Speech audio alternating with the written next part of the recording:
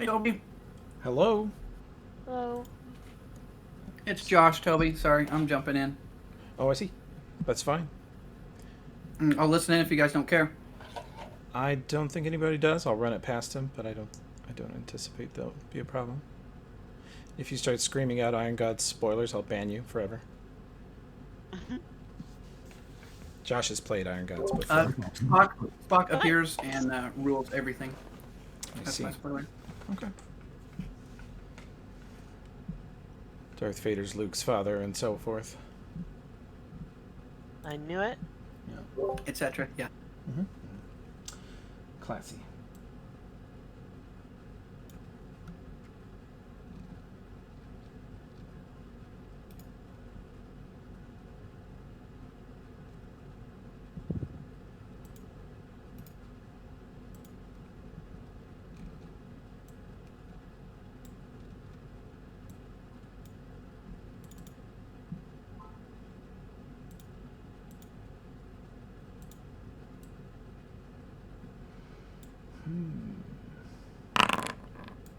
My God, the dice rolling sound is really loud. Okay, I think you can turn that down. I might. Yeah, I didn't hear any dice roll. Oh, really? Are you logged into Foundry? Yeah, I just rolled the dice. Oh, you Mhm. did.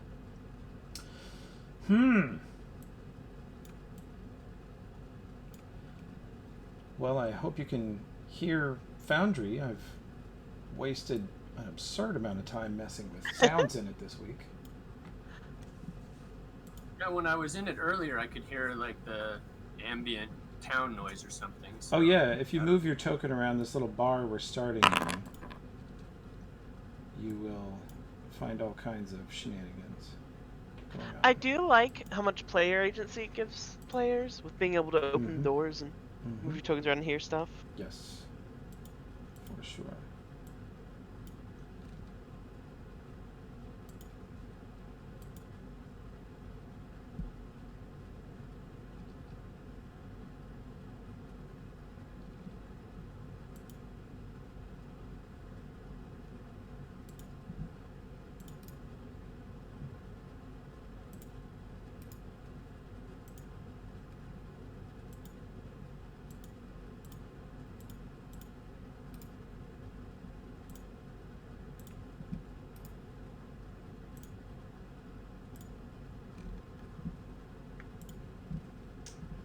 How did I lose that? Okay, I'm so confused. See the Balrog in the corner of the room there. That's pretty cool. Yeah, I was testing out the importer. Lets you just copy paste Uh-huh. SRD content into this thing, and it cranks it into a JSON. Then you import that. How did it do? Because I was looking at that. It got everything except attacks. I would say it gets like 60 to 70% of a character. It gets stats, armor class, saves, stuff like that. But then you got to mess with Yeah. spells and attacks after. So not perfect.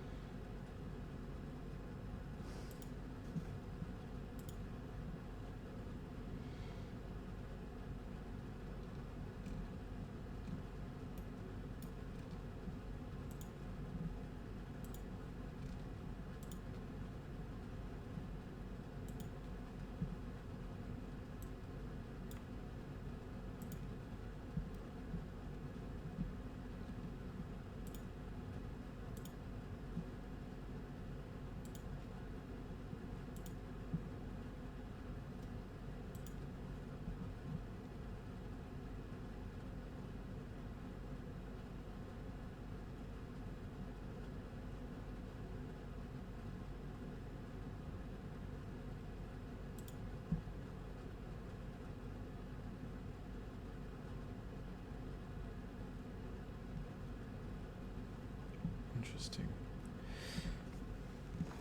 Foundry behaves, I mean, the same as Roll20. It behaves very differently depending on what browser you're in.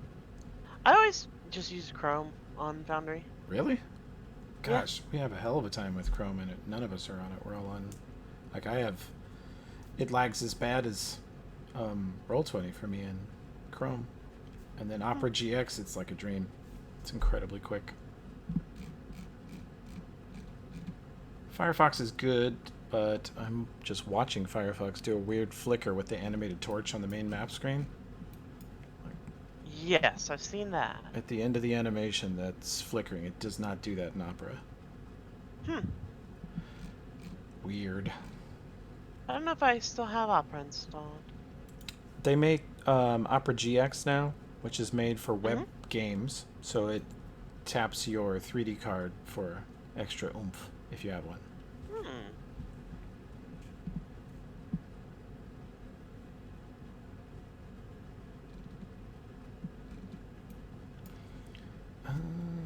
Let's see. Can I? Let's actually put you guys in the tavern.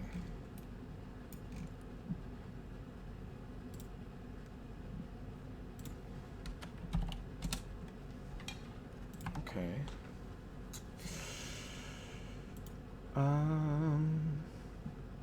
Is everybody here yet? No.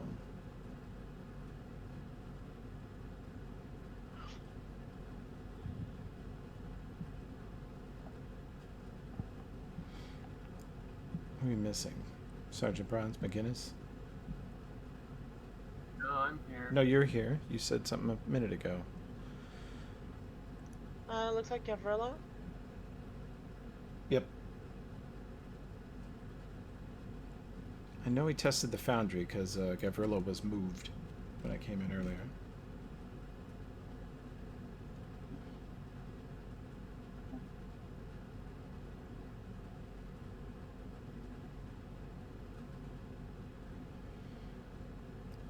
The other thing I really like about Foundry so far is Josh here is he's one of my blind players, and he and I have been testing Foundry's sort of accessibility all week.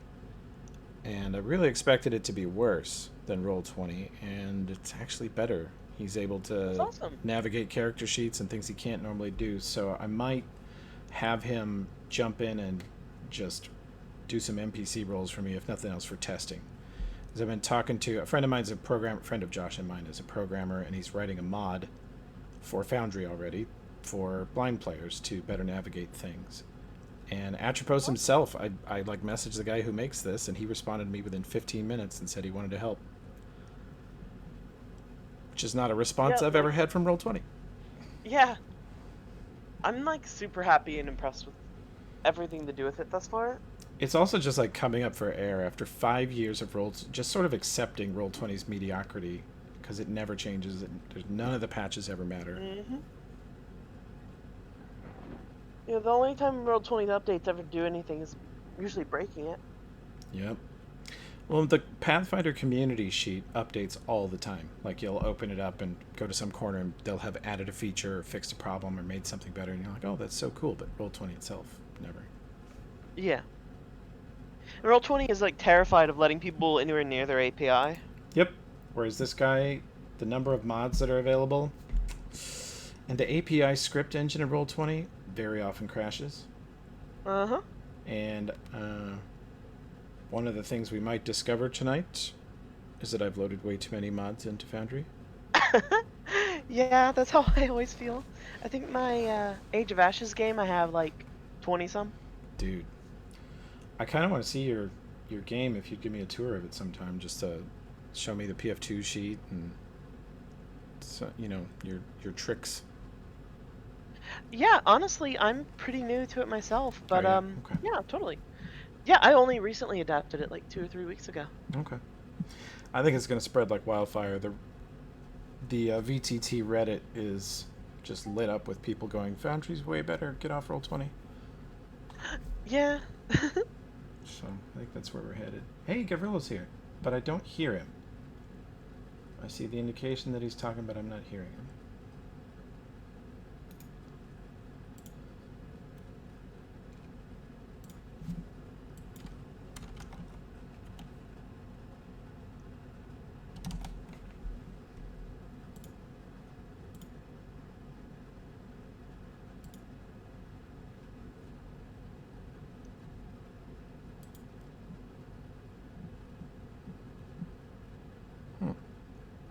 switch you guys back to this. Okay. Weird. I really like that players can be on different maps. Yep. You That guys you can have like jump an overworld around. map. Mm-hmm. Uh-huh. And you have total permission controls. You know, you guys can jump to, I guess, probably the home screen. What else can you see? Dolga's Forge, Foundry Tavern, Home, Temple of Bry, and Torch. Oh yeah, you can see all the town stuff. Perfect. Mm-hmm. Okay. I still don't hear Gravrillo. I'm gonna try opening it in Opera now. Say again? Can you hear me? Yes, now I do. Welcome. Okay. Thanks. I'm just trying to get my memories.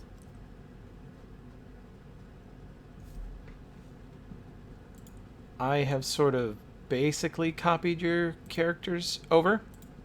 They're like 90% there, but they still need some touches. Those of you who wrote a biography, I tried to copy that over too.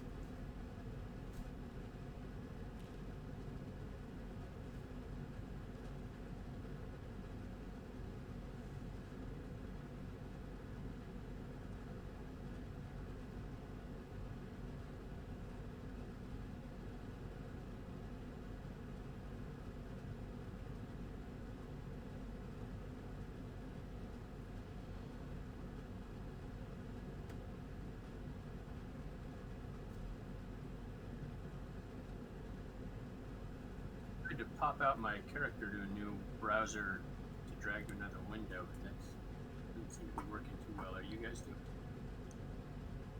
You're not able to pop it out? There's a setting I can change that might make it just open into a standard window.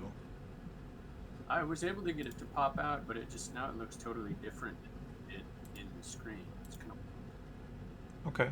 Let me see if I can straighten that out for you. Yeah, I know popping it out isn't like a default function. Mm-hmm. No, it's a mod. Yeah. That's one I actually need to get. My players complain about that all the time. Can you try it again? See if it goofs up again? okay. Yeah, click pop out. It opens up a new tab. Let's see what happens. Yeah, so it just opens up a new tab, but it doesn't look anything like the old. Yeah, it's not useful. It's kind of hard to describe. Oh, Oh, you might need to reload. Items, one for I changed the pop-out setting to be from a compressed window to a standard window. And I just tested it, and it looks pretty normal to me. What browser are you in? I'm in Firefox. Okay. Let me see what it looks like for me in Firefox. That's weird. Then I hit F5 to reload it. It basically just created a duplicate of the main window. Oh, that's not very helpful, is it? Yeah, I'm looking at one of your sheets in Firefox, and it popped out into an extra tab. It looks pretty normal to me. Let me see. Huh. Shrink it. Okay. Yeah, if I shrink it to roughly the same size, it looks normal. I don't know what's going on there. All right. Well, whatever. I'll play with it. I'll live. Okay. Well, just, remember, this is experimental phase, and we need to know about all the bugs and problems so I can fix them. And this platform, as I said, is the developer's much more accessible. You can just actually go bother him. yeah. Okay, so basically when I click on McGinnis in the PC thing, it brings up a little in-game pop-up, and then if I click pop out, you're saying that should take me to a tab that just looks like... It should. Character sheet. That tab should load his character sheet, just as you see it in-game. Let me make sure I can do it with McGinnis, because I tried it with somebody else. Yeah, I'm able to get a McGinnis sheet. It gives me a McGinnis something, but it just says owned items, and then it lists them down 1 through 10. Okay. Yeah, actually that's the same thing it does for me, weirdly enough. I wonder if it's a permissions thing. Okay, I went to the I then went to the sheet settings and changed it to PF1 configuration or something that kind of. Wake up! So I'm in business, although it was a little weird, but it allowed me to get a second window of the character sheet, so I'm happy. Wild. Okay. Well, let's remember that trick if it comes up for anybody else. Alright. Is everyone here at least in chat, or in voice? Believe so. I don't think I've heard Takala say anything yet. No, you probably haven't. Because you've been muted. Yep. It happens. How dare you? Well. Okay. Couple orders of business. I think this is our first paid session, so let me know if you don't have that info. The big bomb of the night is Foundry. I'd like to run tonight in Foundry. If it crashes or does horrible things to us, I have everything ready to roll in Roll20 also. So we don't stop. And I'm also testing a collection of 30 or so macros for blind players in my other campaigns, and in general, when we perfect them, we're going to upload it to the repository. And if you guys don't mind, I was going to have my friend Josh do some macro testing, and he would just control probably an NPC. He's played Iron Gods before, so I'm not letting him. Yeah. Yeah, that's awesome. And he won't say a word about major plot things. He still won't talk about Game of Thrones Season 8, so I know he can keep his mouth shut. No one talks about He that. wants to talk about it. Yeah, exactly.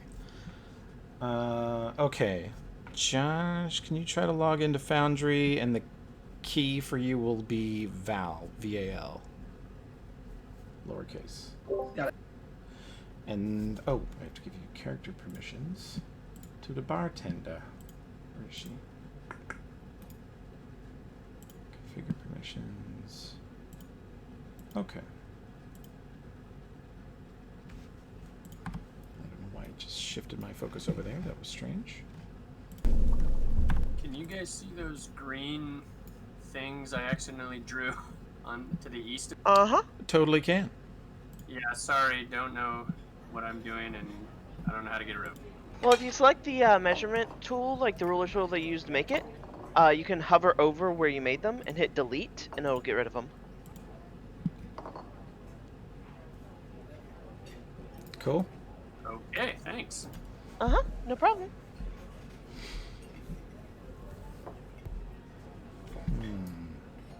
Well, I think I put the info thing in here and gave no one permissions to see it. Okay. I've also got my payment info in the journal here, which is in a different place. Let me know if you have trouble finding it. Let's see. Josh, when you get in, if you can go to chat and just test a couple of the macros, make sure they're pointing to the right person. Okay. I'm going to chat now. Okay.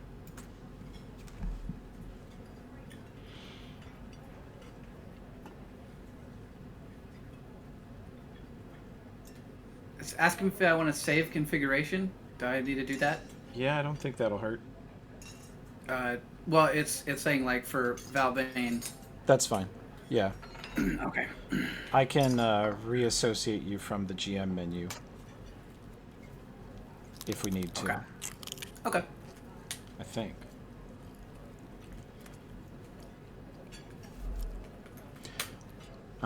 Yeah, I figured you can use Val in town, and if we go into the dungeon, I'll give you control of whatever the ugliest and most annoying monster is. Perfect. Well, if I'm needed and helpful, that's fine. If not, I'll just sit and listen. I don't care. Okay.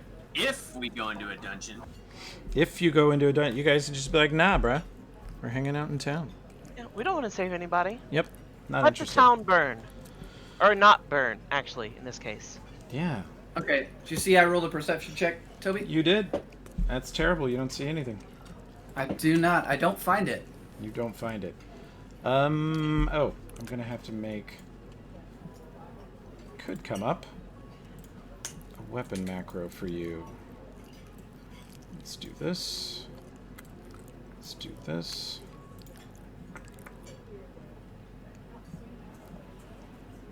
No. And then let's do this. Is that you crunching, Joshua? Nope. You have a weird sound of crinkling coming from. I hear it I every now believe and then. it's I my think ambient from- sound. Yeah, the ambient sound. Yeah, there's a fire in the ambient sounds. I tricked There's myself. also every now and then just a crunch. Yeah, someone's like eating crackers in this ambient tavern track. Mm-hmm. Great.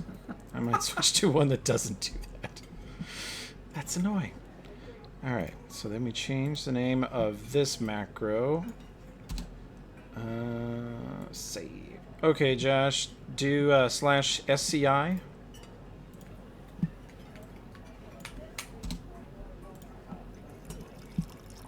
Did it do anything? It did not.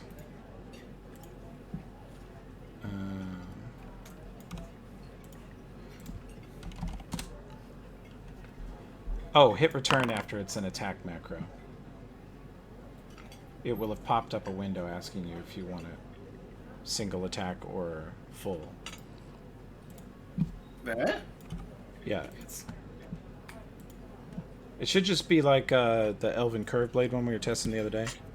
Yeah, I don't do anything different. I just type it in, hit enter. Okay. Well, I may look at that later. Try SHO.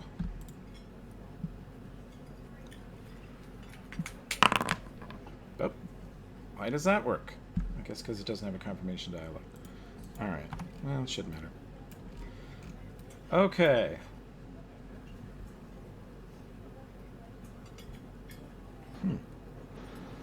So are there, like, in Roll20, the little icons that we can bring up on the screen here in Foundry to, like, shortcuts to certain attacks or skill checks and stuff? Yes, you have the button bar in the bottom left, and you can drag in your attacks, your spells. I've written skill macros for everyone, so if you click the little... Actually, let me see if you guys have permission to those. I need to give permission to those.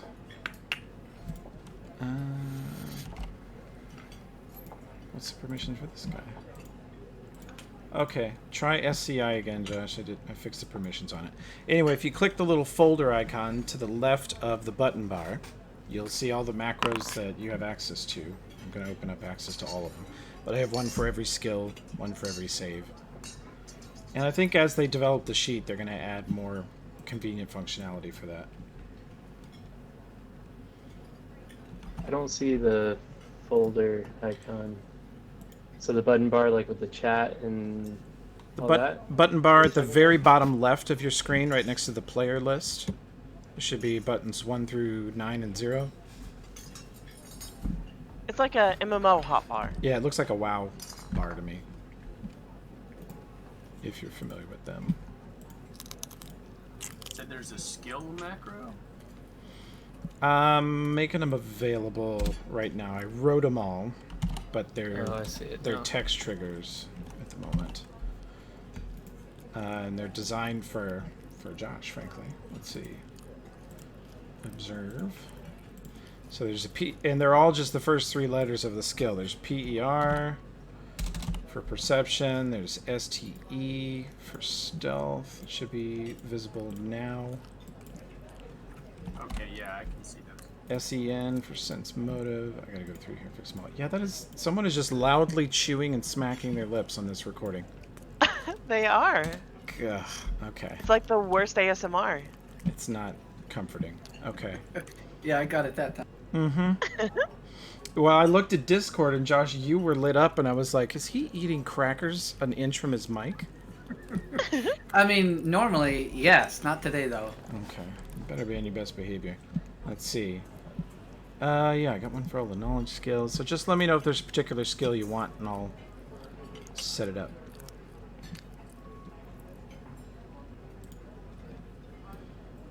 Man.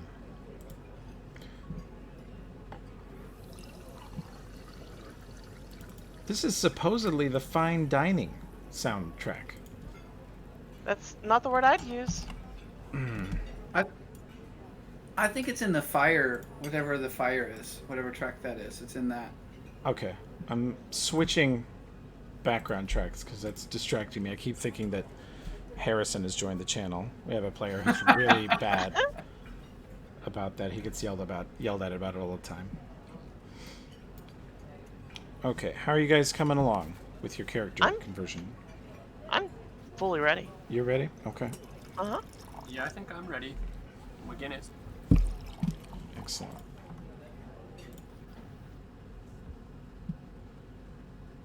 I mean, I don't have any of my inventory or any of that type of stuff. I was just gonna look over at Roll20, I guess, while we're doing it, and put that in later. Oh, what stuff do you need? I had bought like different, what was it, like acid flask, oil, Gotcha. stuff like that. Let's see if any of it is in the... Are you familiar with the Foundry Compendium at all? Not at all. At I the have no very idea. top right of your screen, it's one of the buttons after the chat window, is a thing called Compendium Packs. You click that and pull down to Items, and you have this and Gavrilo's sheet open at the same time. And maybe even look at the Inventory tab on Gavrilo, and just search this Inventory Compendium for, you said, alchemist stuff? Or, let's see. But I can, like, grab a backpack and just throw it on there, and it appears in his gear section. Like, it's drag and drop from this compendium. So I hope we can get you Okay. set back up exactly like Roll20 pretty quick.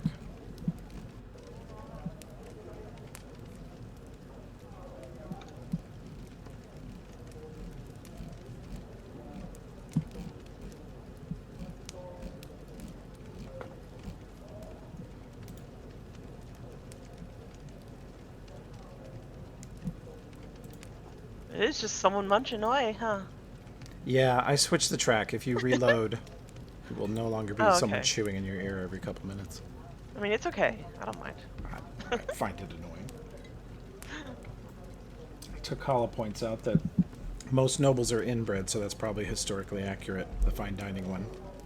That's fair.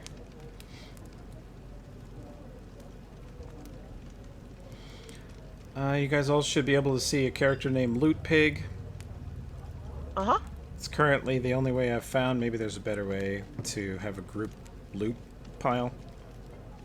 This is just make a separate character for it. But you all should have access to that person.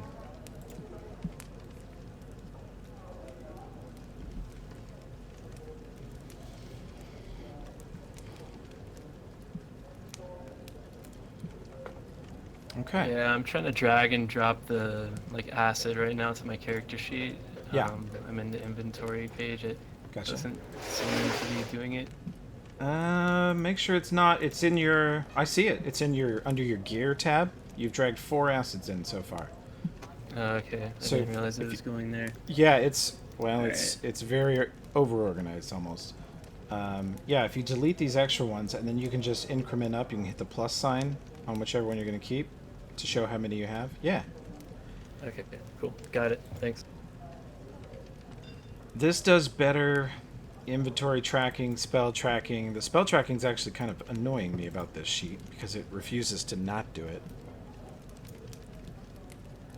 So there's a few things like that to work through. But there's proximity audio in Foundry, so if you guys walk around, there'll be different audio depending on where you're standing or who you're standing next to. It'll come into play more often, more later. But I think we're ready to start almost. Yeah, I think so. I'm gonna have questions when we get going, like Of course. getting actual rolls, and I see the macros and stuff, but I haven't tested out like the spell book and stuff like that. So, Okay. but I'm Yeah. fine with getting stuff. Spells are drag and drop also. If they're in the compendium spell book, you just drag them onto your character and they'll go to the proper level. Yeah, I was impressed with how many spells were in there, actually. I think they got core rulebook and maybe APG. They got a couple of the big books. It has all of my psychic ones. Oh Like, all yeah, of 'em. that Yeah. was I was surprised by that. And they have races in this compendium I've never heard of. I didn't realize. Yeah, I didn't realize my spells weren't in here actually. So now I need to add those still too. Okay. I got all 3 of my spells. Well, Gavrilla's gonna have. I mean, I could just do the ones that I was planning to prepare for today, and then Well, explain. feel free to keep working on it, or I'll help you work on it too. You ever think about how I don't get another spell until level 3? I do. I don't think about that at all. I hope you really like the spells you have right now. Hope you. Really They're pretty like okay. them. Okay. 2 that'll save me and 1 that'll incapacitate, and that's all I got. Yeah, it's a fine strategy. I can't wait to be on everybody's back for the next 2 levels. Well, there is that, but everybody sort of understands the unwritten contract of the wizard. Okay, I guess I'm going to take this Balrog out of here. Did anybody experience his sound effects? I think so. Yeah. It's unfortunate we have 2 wizards. Awful lot to be carrying between McGinnis and I. I'm not a wizard. I can take it. Close Don't enough. soil my name.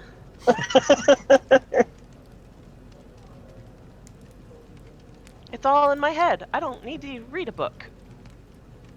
Books are for losers. Wow. I love it. Every time you see Gavrilo reading, just knock it out of his hand. Nerd. Yeah, What, you've you don't have an internal database? got about 5 or 6 levels you can get away with that before he just snaps his finger and says "hold person." Literally, I'm pretty sure I could even still do stuff as held person, actually. Yeah, yeah. Well, last time you guys had discussed with Dolga the bounty on turning the torch back on. And as she mentioned, the bounty now applies to rescuing the councilman who has been underneath the city in some secret caves for far too long. About half a day longer than they expected already. And he definitely would not have a water breathing spell. It definitely would have expired is the concern, so he maybe can't get back. And so Dolga said you should tell Joram that you are the next group to go in, and she even writes you a little note to go visit him and says he'll set you up with the water breathing spells and get you ready to go. There was also some talk of getting a discount on gear. Was that? Oh, you do. You have a flat 20% discount on any regular gear in town. So if there's a weapon or another item or some supplies, and Val has already agreed, she's already just outfitted you guys with several days of rations. Basically as much as you care to carry of, beef jerky and some really well-traveling types of bread that are super hard to eat. She set you up with plenty of food. Is there any kind of a potion shop in town? There is, and I will do a quick, if you want to visit it, I'll do a quick check to see what they have. What I'm looking for is a potion of remove fear. Oh. Because if I get feared, I'm literally useless. Okay. I just like to have one on me if I can. It's sort of true of everyone, isn't it? For me, if I have any kind of a fear effect on me, I can't cast any spells. Okay. Because Oh, how even psychic the spellcasting lightest works. one? Even nothing. I cannot cast any spells if I have any kind of a fear effect on me. Okay. I just pulled up the local magic shop. Do you want to visit it? Yeah, I'd like to see. You can dart See what over they there. have. Their selection is incredibly limited but fortuitous.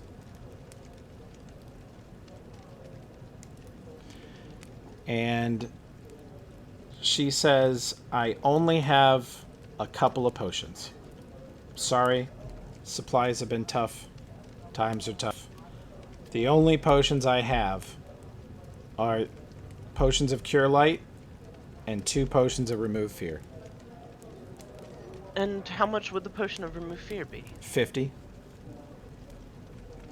Or with your Go ahead. with your discount, 40. I'll go ahead and take one. Okay. How much is the Cure Light wounds? They're 40. And she has 4 of them for sale.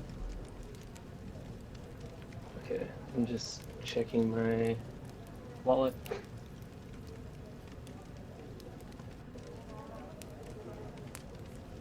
Okay, I'll take 1 potion of Cure Light wounds. Okay. See, I don't care about dying. I just don't want to not be able to cast spells. Of course. I'm a little concerned about spelunking down here underground. I don't spend a lot of time in the subterranean places. I don't see so well down there. Does anybody have ability to create light? Takalo No, I'm will afraid pull I can out see in the dark. Takalo will pull out some sun rods. I thought I was a bit worried about traveling to somewhere dark. Ooh, Here, sunrise. here. One for you. One for you. He just hands them out. One for each of you. Morgana will just hold up her hand. I'm good, thank you. You know, there are things that cannot be seen with dark vision. I'm aware. I'm not too worried about it. Right. And he looks at Morgana oddly. What do I have to roll to see? Like, I want to see what the deal is here. What do I think is going on? With her? Yeah. I mean, a human who doesn't worry about seeing in the dark. She made some evil boon pact with the devil or something. Well, Morgana, I think The DC is 16. 'cause There I you took go. 10. Okay. you need a perception check that beats that to have Right, any idea. And depending on how much you beat it by, you might be able to discern her actual race. But beating a 16 will tell you that she's somewhat disguised. So I'm not having a lot of luck getting my stuff to work over here with Foundry. Oh, okay. Anyway, I could have someone roll that for me. Oh, for Takala? Let's see. Looking, and I can do this. Yeah, he's pretty sure she's disguised. He's not exactly sure what or why. But, in Takala's kind of experience, well, you never know. Not sure if it could be a race thing, too. Takala's familiar with half-orcs that look completely human or very nearly completely human. You've heard that can happen with half-elves and other, mixed races. Could be Sure. something like that. Hmm. So she might not All be 100% genetically human, and maybe that's how she's able to be comfortable in the dark. I've got my eye on her. McGinnis seems legitimately concerned about it, both because he's human and he has a hard time seeing in the dark, and his primary function is to shoot things, which he really needs to be able to see them far away. Definitely taking that sun rod. In fact, maybe I should buy a couple of those. That's a pretty good idea. Here, you can have the one I was going to give to Morgana. Thanks, pal. Maybe I'll get that Cure Light if nobody wants it. I feel like that could come in handy. Agreed. I You think guys the are Cure Light is a good idea. You guys are back from the potion shop? With 1 Remove Fear and 1 Cure Light? I got a McGinnis Cure is Light, what- and I think McGinnis was gonna get another. Yeah. Val's walking by while you guys are kind of gearing up and sorting through things, and she says, Potion shop had those? Yep. She says, here's 40 for you and 40 for you. I'm reimbursing you for the cost of your potions. And she turns to Bits, the halfling bartender, and says, go buy those other 3 cures, please. And Bits runs out the door. She says, I'm going to set you guys up with potions. I want my dad back, okay? Nice. Thanks.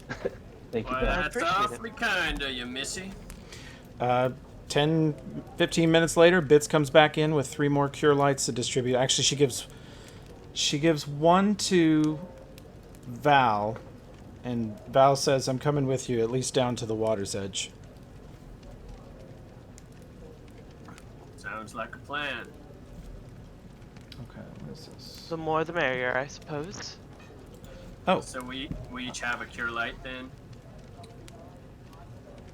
the party has a total of 4. Yeah, actually, the party will have a total of 4 because Val has 1 herself. Let's see. So the party Might plus as Val well will spread be it out 5. 1 each.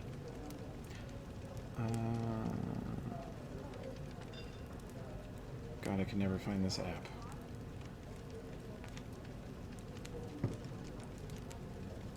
Think. Oh, yeah. Enrique T. I received the Venmo. Thank you. Yep, no problem. Okay.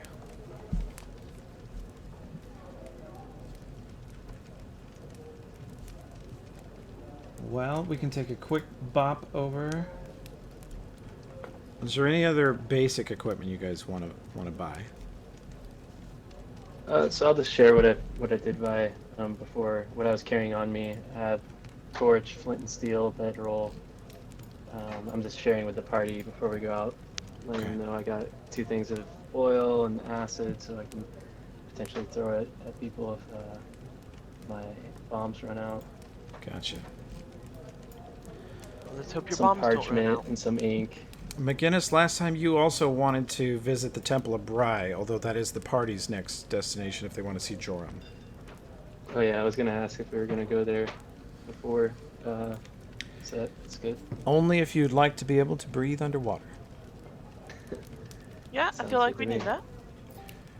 Unless Will my powder horn keep my powder dry as we go under? it should, as long as if you attempt to fire the gun underwater, it may or may not fire once, and then it will be completely waterlogged. Yeah, that doesn't sound good. Yeah. I think I'll get in and out of that water as quick as possible. Mm-hmm.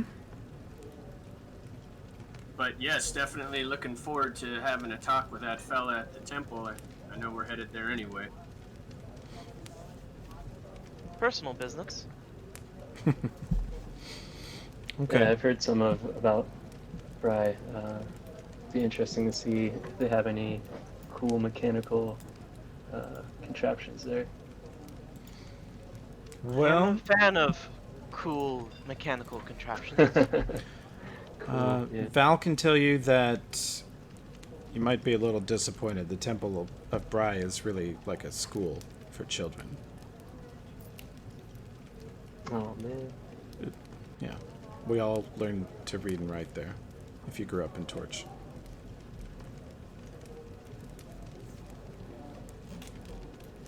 Okay. Well, maybe they can talk. You can take your gun in. Again, it's. Yeah, we can just beam everybody over there, in fact. The outside of this building, it almost looks like it might have been just a building or a temple of something else, and then they slapped that odd sort of porcelain two-tone mask on it that looks metallic, but in this case you can tell it's painted wood. It's just painted with sort of a glossy reflective paint. And the doors are open. There is an old man sweeping with a broom in the center, and you have a long red carpet up the center with a bunch of desks on either side. Each desk has space for 2 students. They all have parchment, ink pens. There are side tables covered with scrolls and books. And up on the center dais, instead of like a preaching podium, there looks like what's probably an instructor's desk. And This map is black for me. Is that supposed to be the case? is it? Let me fix the lighting, sorry. Yeah, the default is always to have like full, like full like no illumination on a map. Awesome. Alright, let me just turn off all dynamic lighting on this guy. Poof! Now you can see it. Ooh. Awesome. And Yep, then, can see then there was light. It's always going to be McGinnis who catches that problem. Because I think everybody Yeah. else's token should have dark vision. Let me know if it doesn't. Uh-huh. It was showing blackness around a certain edge. I guess I only have dark vision for a certain radius, right? Oh, no. You should have dark vision all the time. Let me make sure your vision's good. Yeah, you're just set on dim. Oh, this must be an out-of-date token for you. Your new token has dark vision. Boop. Did all this in stages, so. Cool. Let me fix that. And, okay, Tokala's dark vision. Okay. Yeah. Everybody should have a token. Mm-hmm. And there you go. And Val comes with you to the temple. She walks in and says, "Hello, Master Joram," to the old man who's sweeping. And he turns and says, "Young Miss Val, good to see you as always.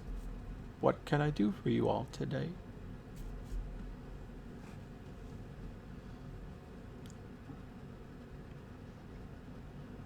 Well, Or, go ahead. I was just gonna say Morgana nudges Gavrilo forward. Okay. You guys are going to start off awkward, huh? Gabriel nudges McGinnis. No, just kidding. Well, we heard that you would be able to help us out. We're gonna go look for this young lady's father, and we heard that you would be able to bless us with some spells that would enable us to do so. Go underwater for some time, be able to breathe. We were hoping we could get your blessing. Also, my friend here, and a notion towards McGinnis, has an interest in Bree and her ways, I believe. He says, "Bry, young man, but no offense taken." Pry, my bad. Apologies. He even calls Gavrilo a young man. Like you're all much Nice. younger seeming than him. True. And he turns to Val and says, "Still not back yet?" She shakes her head. He says, "Are you going to, child? You know he wouldn't want that." She looks at you guys. "I can take care of myself. I want to go with." She's looking to you all for approval. Well, I don't know, Missy. It's probably going to be pretty dangerous down there. I think that's a Kala. good idea. Okay. She is she's not quite a warrior, but she has the makings of a warrior, as you can see by the markings there on her face. I think know. that she would be valuable. I know Takala is seasoned. I've seen him in action. I trust his judgment on this. If he says Val is ready, then I believe she's ready. She says, Val says that she has officially closed the Foundry Tavern. It's open only to you all. You can stay there for free, and she is paying for the cook and the bartender and the blacksmith to be on duty at your service. And at least until her father is back safe, she's not going to reopen it. Well, with that generosity, it seemed only fitting we let you grant your wish to join us. Okay. He has... Gosh, Jordan, I have forgotten what level you are, sir. Mhm. Okay. He casts Extend. And he casts it twice. So you guys have... we'll just merge it together. You can split it up however you want, I don't care. 28 total hours of water breathing to divide amongst yourselves. So all of you at least get 5, and then you can put some extra ones on a couple people, if whoever you deem.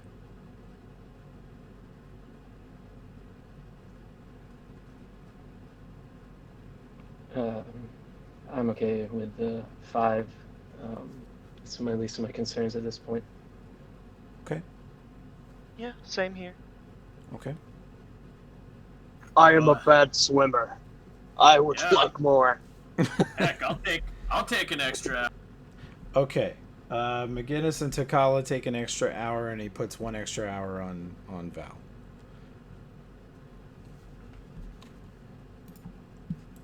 And he says, "Can any of you read divine scrolls?"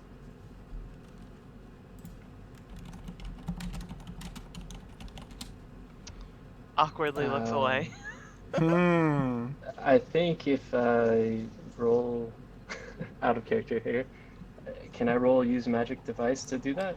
You can, but actually, I think because water breathing, he's giving you a scroll of water breathing to bring out any people you rescue. And I think Gavrilo can cast it because it's on the sorcerer wizard list eventually. Okay. Then yes, I can read that scroll. It looks familiar to me. Yeah, It's not only he a holds it up to divine art. you and says it's written. Oh, it's on my list too. Yeah, so if you have the ability to read scrolls and that's on your future list somewhere, you can Yep. you can use this scroll. He'll hand it to Gavrilo, but just if something happens, make note of that's who has it. Mhm. If one of you, it's unlikely you'll get dispelled, or if you guys just stay too long and need to use it on yourselves to get out, that's its other purpose.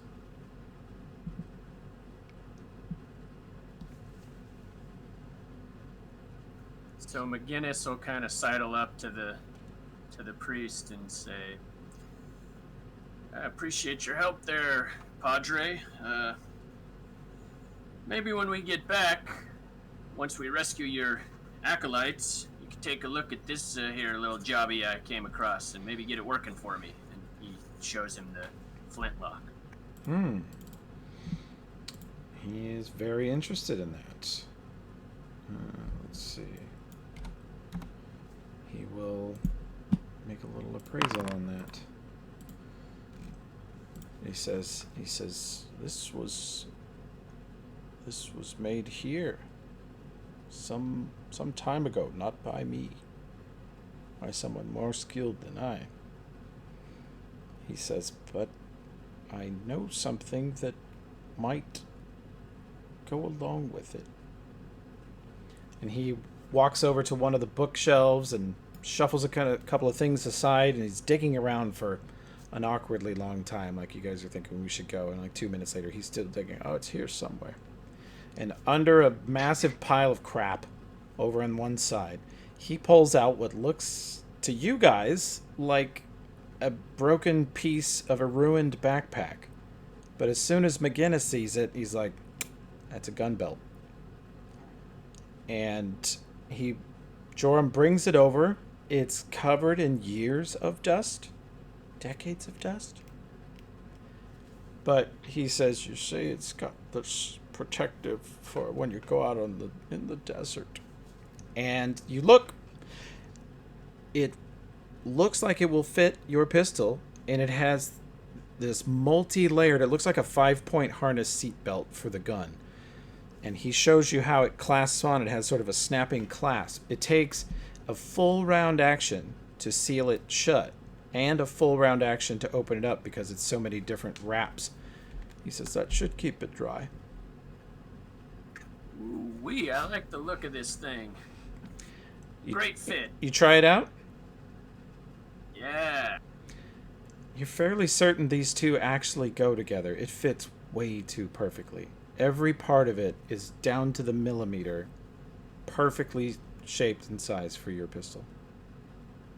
Where'd you find this thing? It's like it was made for it. I mean, it fits like a glove. He turns and points at the bookcase. He says, I just found it over there. Just lying around, I guess. Yeah. Okay. Well, I am much obliged. Let's see. Yeah, that's all he's got for you. He's got the water breathing, and you guys have the scroll. And, yeah. Everyone has a potion of cure light. And Morgana has also a potion of remove fear. Mm-hmm. Okay. Then we'll see you in 6 hours with the rescued villagers in tow, my friend. Joram says, hopefully 5 for these 3's sake. I chuckle and I knock McGinnis on the back a little too hard. Oof. You guys have first level awkwardness down to an art form. Okay.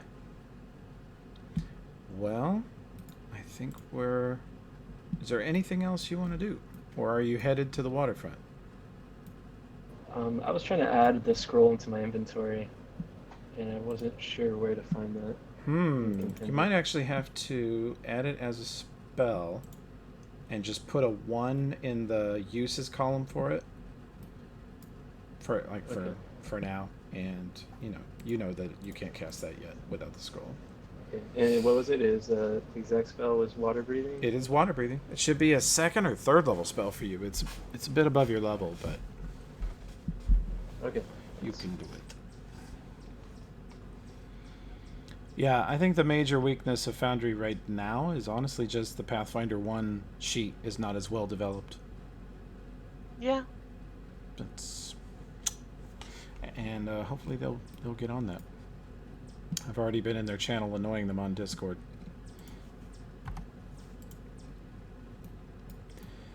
All right. So let's see. I think the tokens on the torch screen are old. So let me make sure these are current tokens. Make sure we represent that everybody is up here.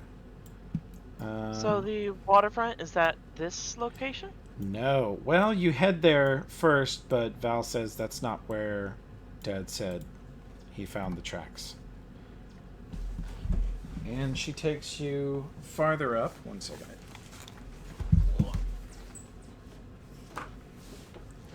Put everything I need just beyond my own reach. She says we're going to head up past Crowfeather, but she points it at Crowfeather, which is this weird-looking facility on the hill here. That's basically a arcane and engineering-based water treatment plant. It's really cool. And it casts Purify on a large chunk of water every day, and people come down and get clean, safe water out of it. Did we walk by it, you said? Yeah. Could I examine it? Gavrio's a little,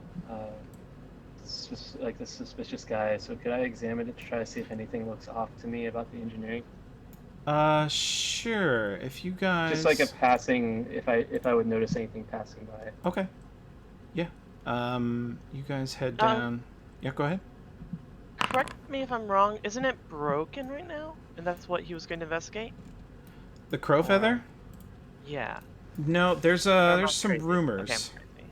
People have been talking about it. The fact that the water coming out of it has tasted funny in the last week or so. Right, yeah, and with that in mind, that's kind of why I wanted to look at it, to see if it looked like someone had sabotaged to make it function improperly. Sure. Just like in glancing while walking by. Your knowledge engineering's pretty good. And you're seeing that Crowfeather is at the sort of the pond here. And it looks like water actually flows through town and down into this sort of gully and past Crowfeather, and it pulls water out of the lake as it's going by, just sort of using the water's own momentum to divert some of it, and then it's pumped up to the facility. You can see that much from the outside based on the layout of the pipes and your pretty good knowledge engineering check. And you can make a perception check while you guys are passing that way, because the path I'm picturing you taking, because the Temple of Bry is over here on the east side, and you guys kind of travel up this way.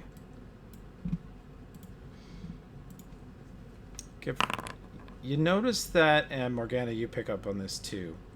As you guys kind of walk past Crowfeather down by the shore and then loop back to the path, you can smell the water here.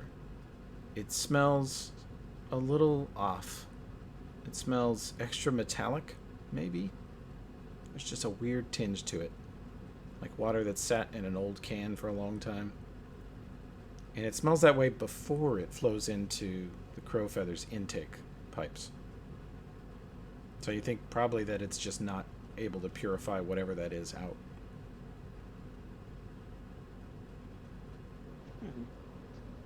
Interesting. Let's see, Morgana, you had a really high perception. you spot some strange but consistent bubbles out in the center of the lake. They're in the same spot. It's a very small bubble. If you just saw it for an instant, you'd think it was a fish, but it persists. And we're about to jump in there. Yeah. What's the worst that could happen, really? Yeah, there's a couple of workers walking around out here outside Crowfeather. They wave at Val. She waves back. Do you mention the bubbles? Yeah, I'd point it out. To the group or to the... I'll point it out to the workers and be like, is that normal? The bubbles in the middle. They say, yeah, but it used to happen once in a while, and they've been doing it for, I don't know, days. They look at each other and shrug. They don't usually do it that much. There's little places at the bottom of the lake where bubbles just kind of come up sometimes. That's not concerning. Well, you know, normally, no. They look at each other kind of suddenly worried. I look back at you. Like, do you know something we don't? No, not in particular, but strange, don't you think? They look at each other. Yeah.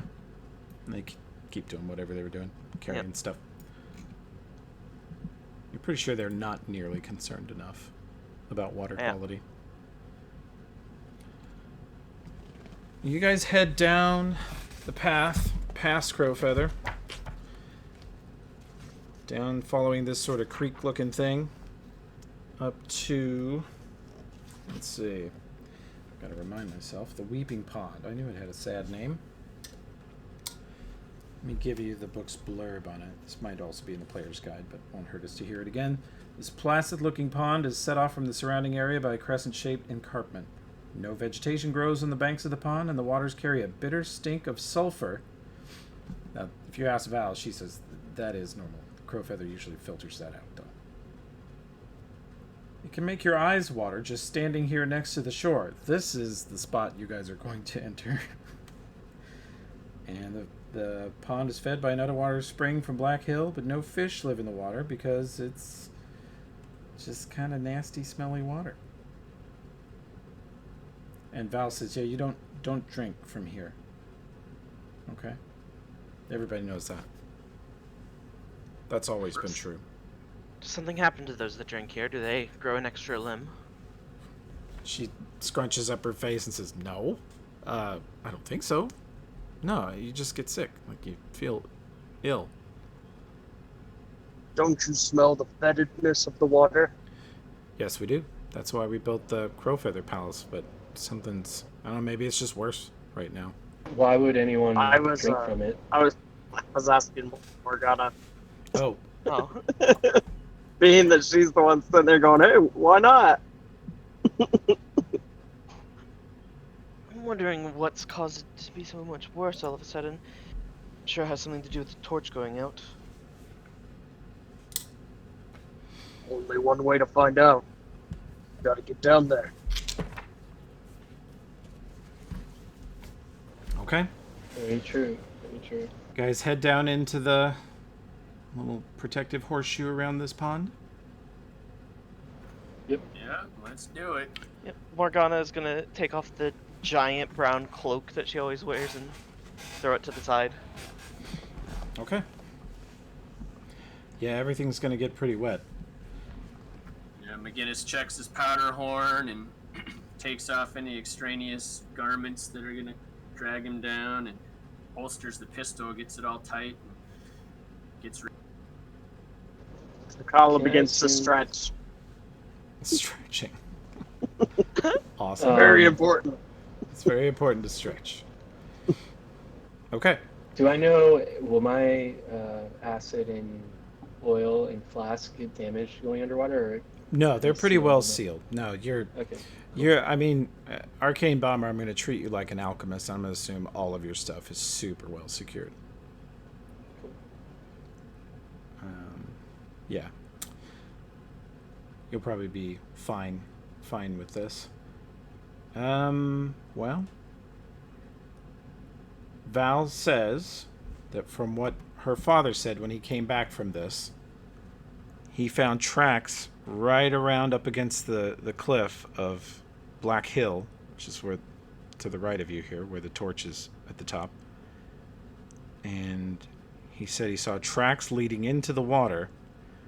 And so later, Jorah cast water breathing on some adventurers who went in here and never came back, Val says. And she says, and then Dad went in here with some of his friends, and he came back the first time. And when he did, he said that in the deepest part of this pool, there was a cave that led straight up under Black Hill, and it was a really long swim, too long to have made without water breathing. But that's all he said. Other than there's a cave system in there where there is air. He did say that. Well, I don't fancy this swim too much, so I say we just make straight for that cave. Straight for the deep spot, eh? Yes, no reason to waste time while we're down there. Okay. Why don't you lead the way there, McGinnis, with the light? You got it, pal. McGinnis puts a dagger in his teeth and cracks open the sunrod and follow me. And he dives. Wait, he does this. No, wait, the spell's been cast. Okay, he dives in. Let's see. Takala will Gavrilo- follow close behind. But he's going to take a big breath and try to hold his breath, even though he knows there's water breathing. Yeah, Gavrilo carefully tries to lower himself in slowly before finally giving in and dunking his head under. Well, it's very cold. It smells awful. And being this close to it makes your eyes burn. You're all squinting to where your eyes are just thin little slits you can barely see out of.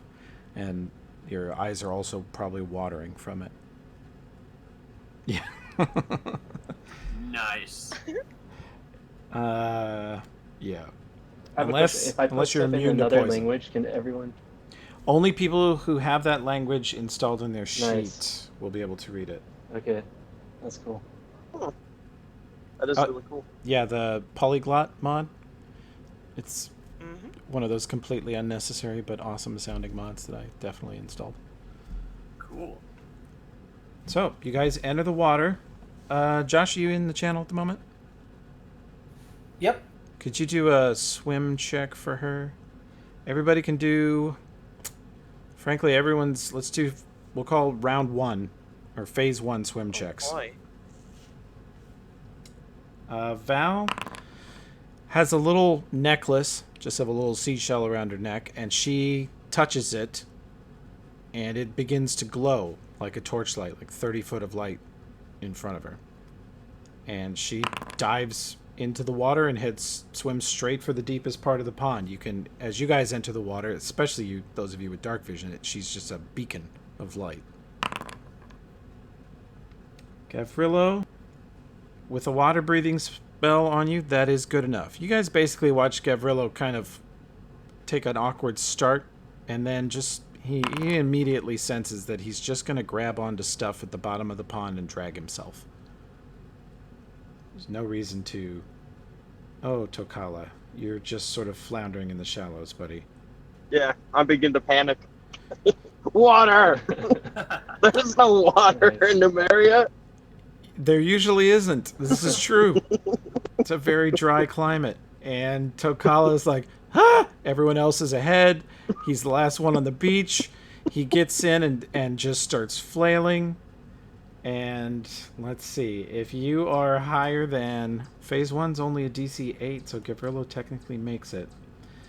So Val, Gavrilo, McGinnis, and Morgana. Phase 2, please. And Tokala, you gotta get in there, buddy. Phase 1.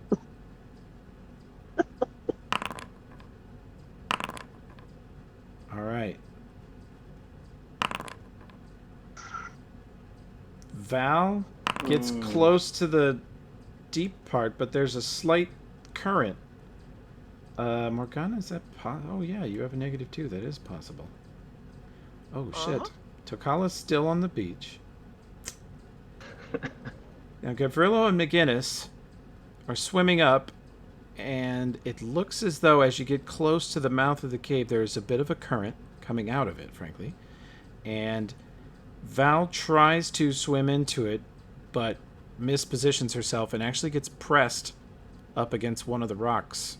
Like, you see her, the flow catches her, and she gets sort of slammed into a rock. She's not hurt, but she's also not drowning, thanks to water breathing, but she didn't make any progress up the tunnel. Whereas Gavrilo and McGinnis, kind of watching her mistake, and with her light spell lighting up the area really well for McGinnis, you see exactly what to do, and you guys start kind of powering straight up against the current into the tunnel. Morgana, you're kind of swept away with the current, and you are pinned against a rock just a few feet away from Val. Cool. Yeah. Phase 3 is a little more difficult swim. Again, none of you have any chance of drowning with the spell on you.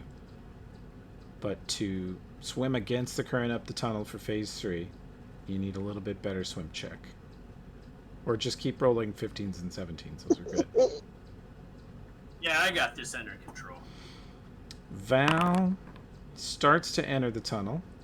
Gavrilo gets kind of swept back a little bit. Let's see how McGinnis does. Oh boy. Oh! There's a man pile coming down the tunnel, which crashes into Val, pushes her back out of the tunnel. As Gavrilo and McGinnis are just a tangle of arms and legs, and now tangled up with Val. How far does it look like we are from the mouth? Do we know?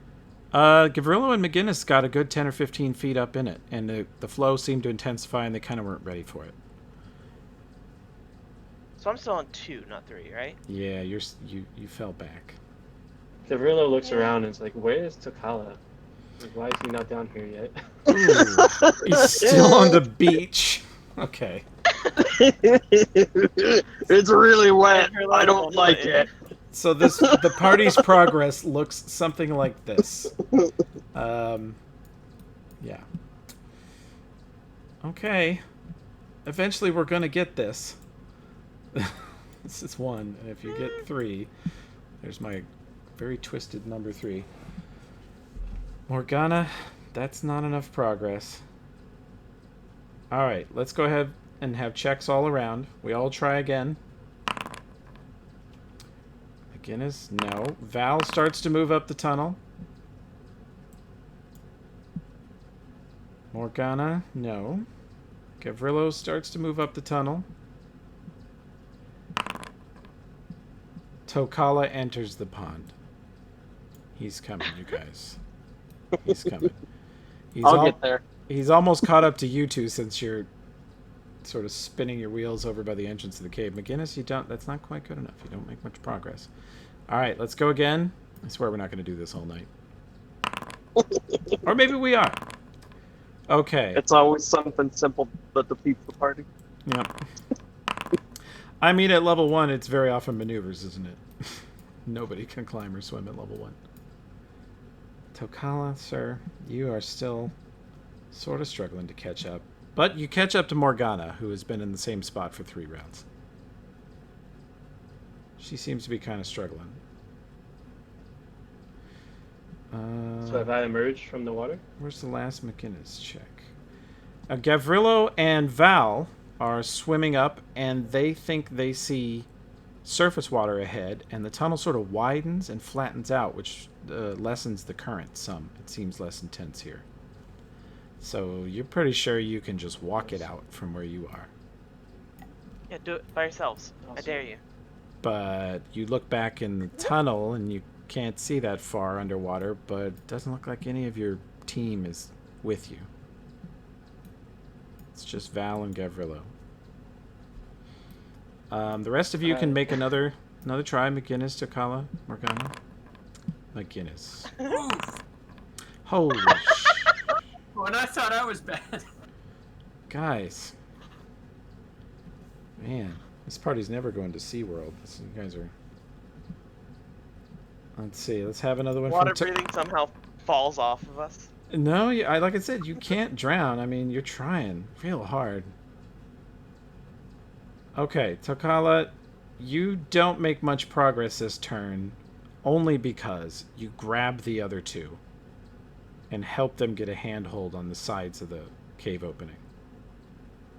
And now you can all three kind of try together. You guys, like, get close enough to where you can grab each other. McGinnis starts pulling himself up by the side of the wall, very firmly making progress. He dangles out a foot for someone else to grab a hold of. And Morgana and Tokala can try again. Morgana, you're kind of dead weight, but you're hanging on to a foot and being slowly dragged up the tunnel. Sounds good. I'm fine with that. Tokala, you are holding on to the side for dear life and crawling and trying to make sure that Morgana doesn't pull McGinnis off the wall. Okay, you guys are kind of at phase 2 together. Or past phase 2. Let's have one more check and get out of this.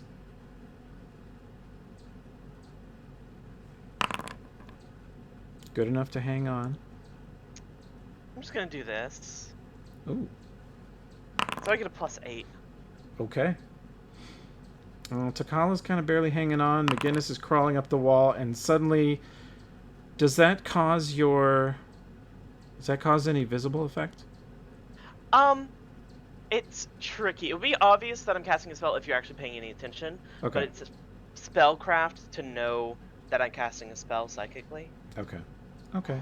Well, it's pretty strange, but Morgana goes from definitely being one of the more inept swimmers in the group to sort of surging past McGinnis, grabbing onto the next good handhold and reaching a hand and foot back to pull up her two friends. And the three of you catch up. You see very close ahead, 20 feet ahead in the water, a glowing light spell. And silhouetted are Val and definitely Gavrilo. You're pretty sure they're still underwater. They're sort of looking back at you. They haven't yet found a way to impatiently tap their feet underwater, but sense that they would if they could. But the party is reunited. Oh, did I make it? Yeah, you guys just Great. fought and clawed your way up the tunnel, and you're finally there. Takala sprawls out on the ground by the edge of the water, just laying there like, that was incredible. Water is terrifying. Yeah, we're gonna have to do that again. Oh no! It's true, you are. It'll be easier to go with the current than against. True. Alright, you guys, let me know if this ambient noise is too loud. Yet to get any sound, so I'm fine. Yeah, it didn't seem to... Oh, there it goes. I would like to start looking around for tracks, because there was mention of tracks before. Okay, let's see. I'm going to put a light spell on Val's token, since she has done that. Emit 30 foot of light. And I fired up a sun rod. I'm gonna try and do that on my guy too. Yeah, let me know if you cannot do that on your token. You might not be able to change his vision properties. I can emit dim or emit bright, maybe? Do 30 foot of dim. I forget what a sun rod does, but you can have that.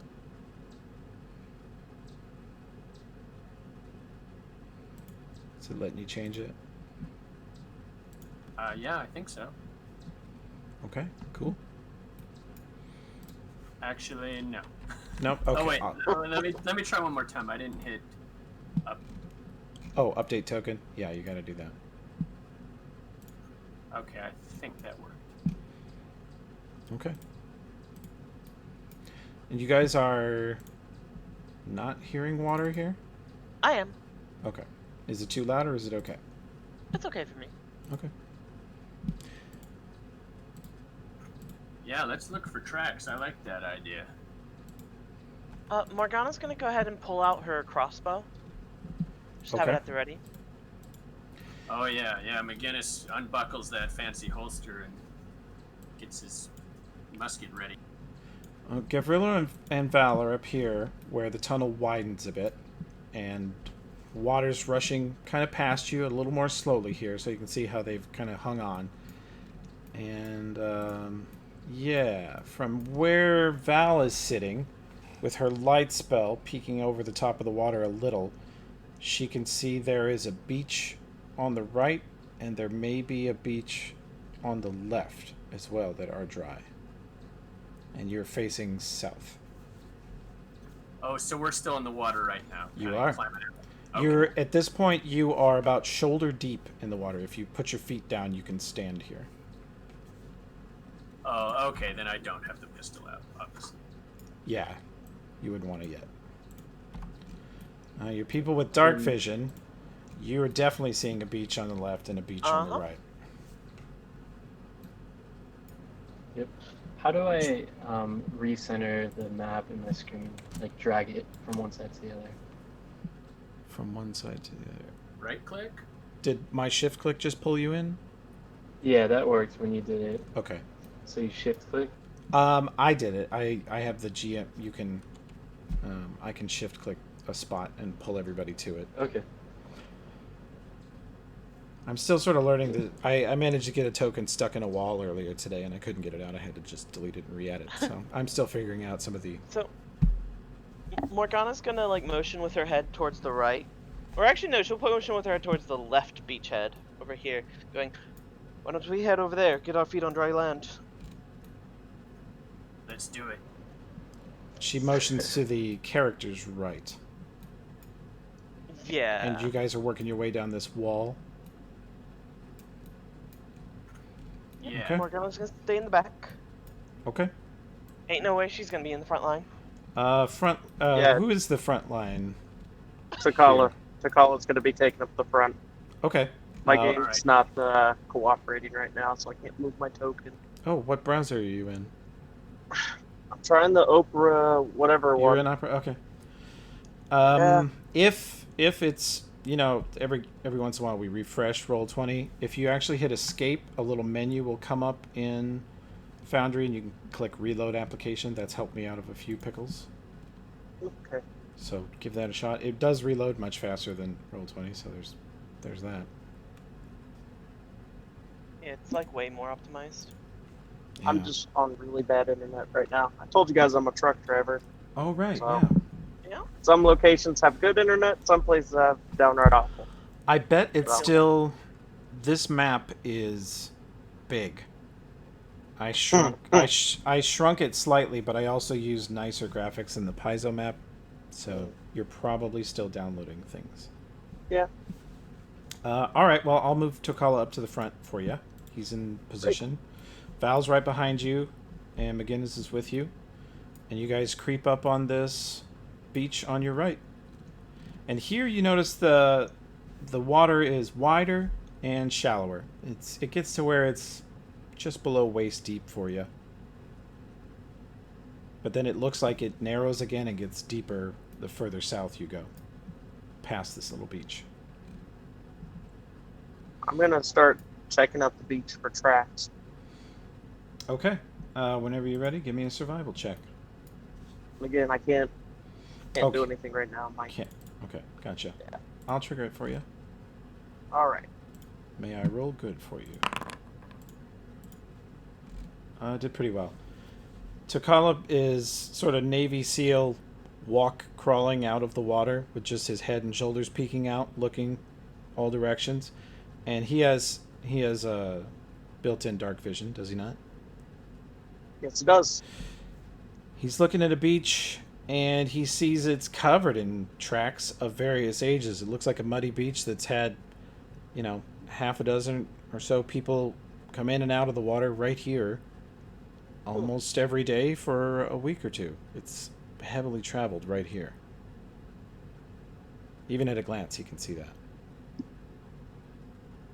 There are many people that have passed through here recently. Val, do you think it could be your father? Or perhaps the ones you were telling me about that he had brokered a deal? She can say that he vaguely described this, but yeah, this fits with what he said about pulling themselves out of the river and up onto a beach and then exploring caverns. So there were quite a few in his party. I think he took half a dozen with him. Soldiers what I'm and friends of his from town. But there's also the other parties, she reminds you. My dad's is not the only party that came in here, although Dad also mentioned that they found evidence that the other parties perished. Do I see cute little tiny footprints from the halflings? If you creep up closer, Takala creeps up right on the beach and examines the nearest, 5-foot patch of footprints.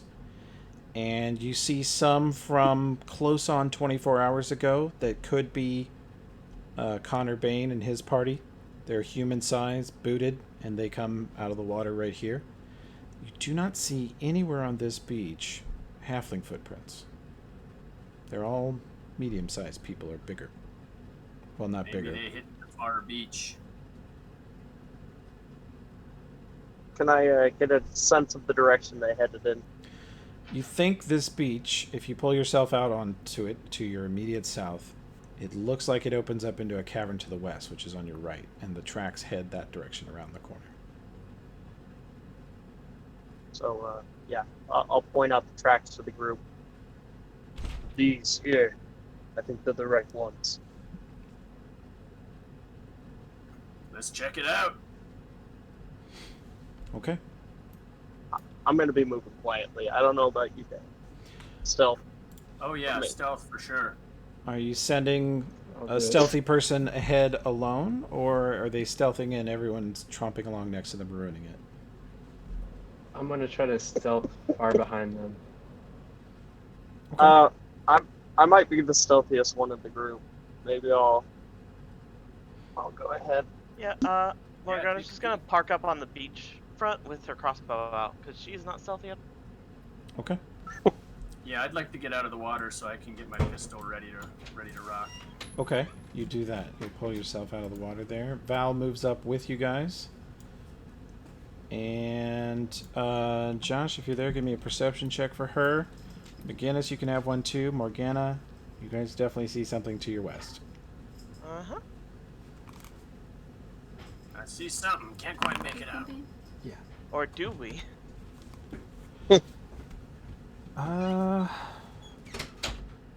Yeah. You guys see to your left, 15, 20 feet away, looks like a lump in the dark. Even the dark vision, you're like, oh, that looks like it's probably a body. It's about the right size for it. Val's sort of Color. squinting in the dark of her crappy light spell. Not sure what we're looking at. You want to go check it out, Takala? I'll go have a look. And he'll get down into that sort of cat-like movement, crawl towards it stealthily. Okay.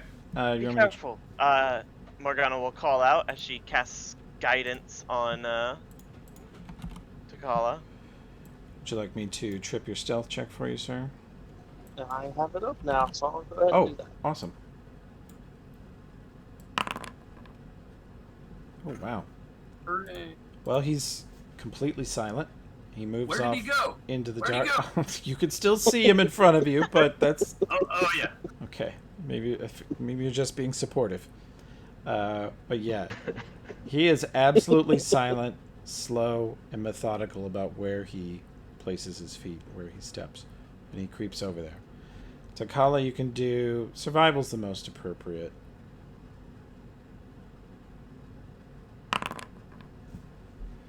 Very good. Definitely a body. You immediately put together that this body's been here for many days, possibly a week. It's bloated, you'd need a thorough examination to get more accurate with like a heal check, but just looking, you see a dried, blackened blood trail behind it, around the corner to the south, and around a corner to your left. And with your dark vision, you're able to see tears and holes in the back and sides of their leather breastplate. It is a face-down person. You think female, medium-sized, race is actually difficult to determine just by looking due to the age of the corpse, but it's human size.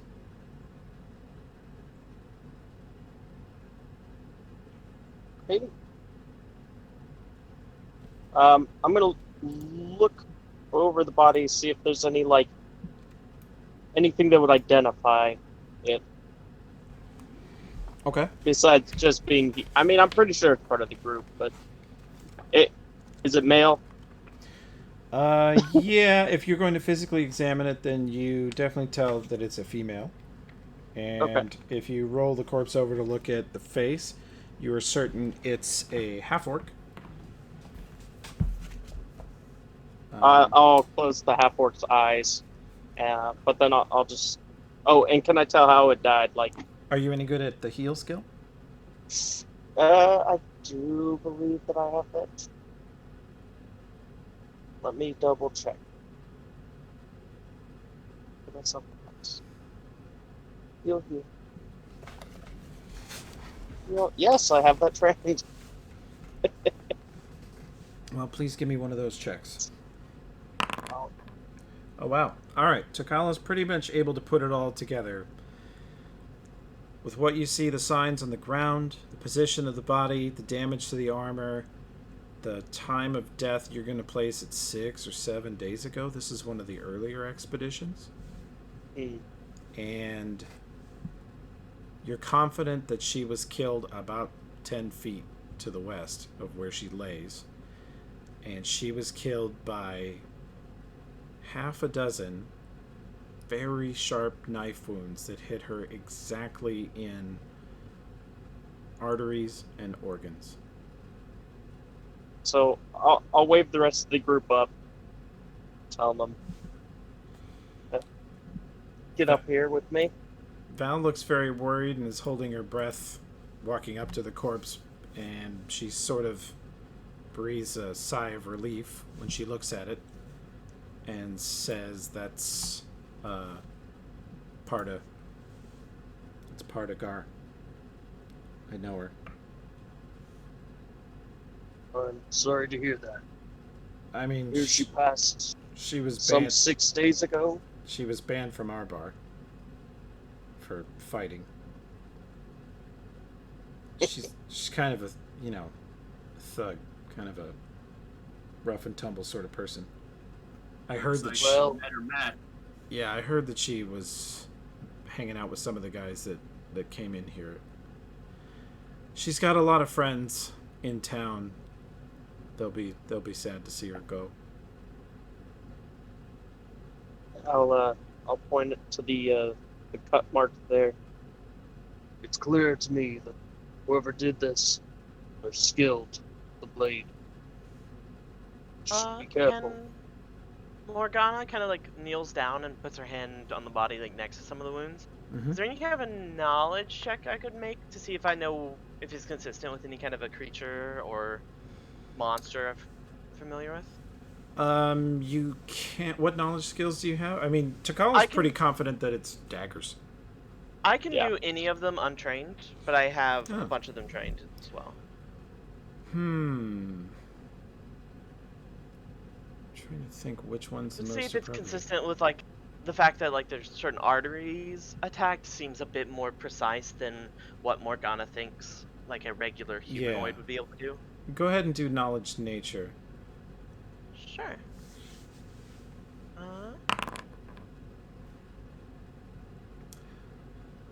Okay.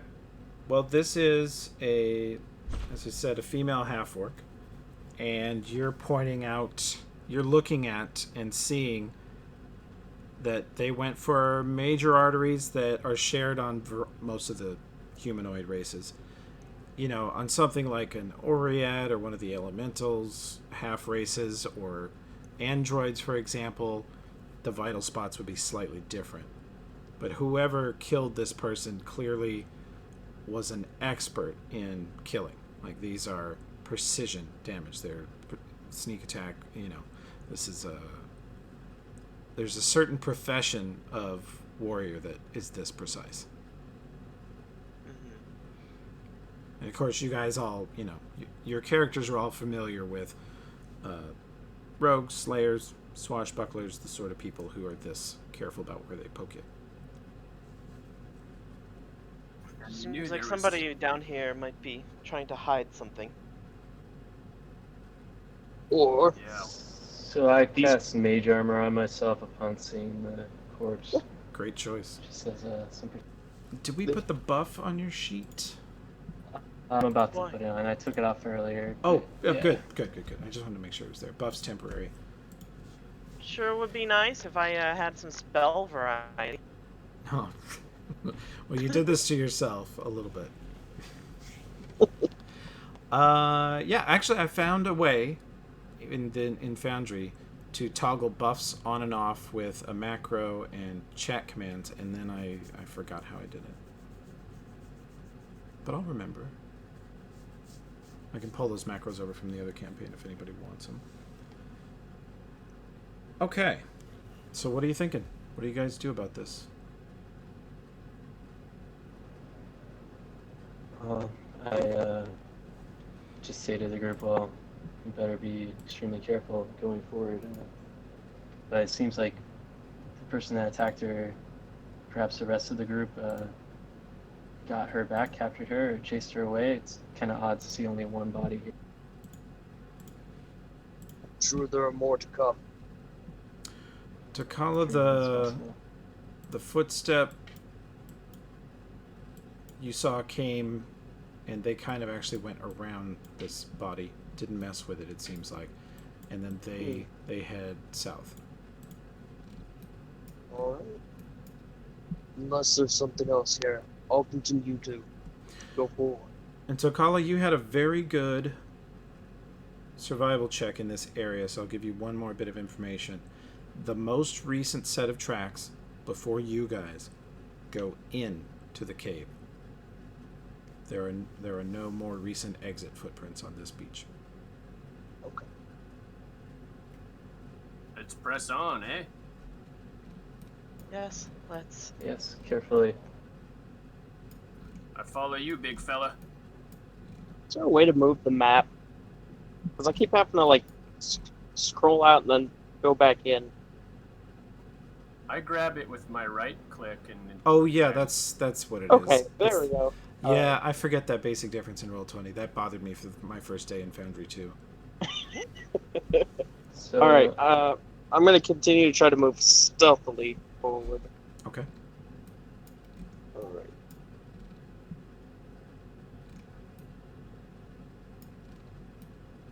Following the footsteps here. Okay. I'll need a new stealth check, Yeah.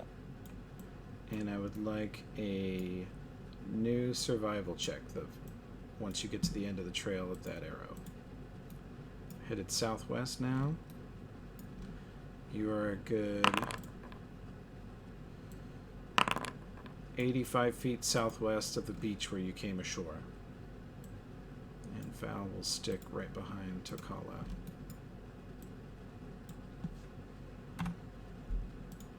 Okay. Survival check. The footprints. Well, this is very strange. You're pretty sure you're very quiet and you're being sneaky. And when you get to this area, right there at this line, the footprints sort of stop. There is less debris. The cave is cleaner, or at least there's less dust. There's no more mud because you're farther away from the water.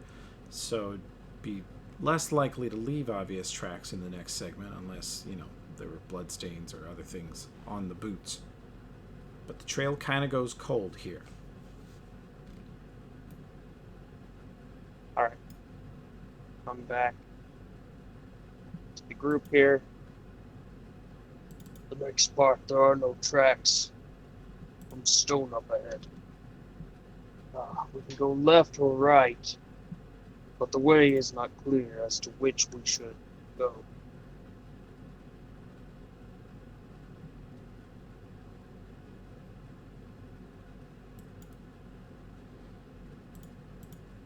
I suppose maybe.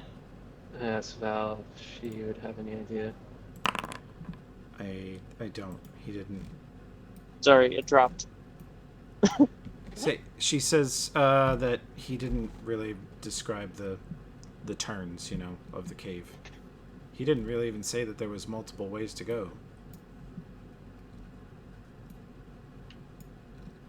At this point, it's a flip of a coin. I'll leave it up to you.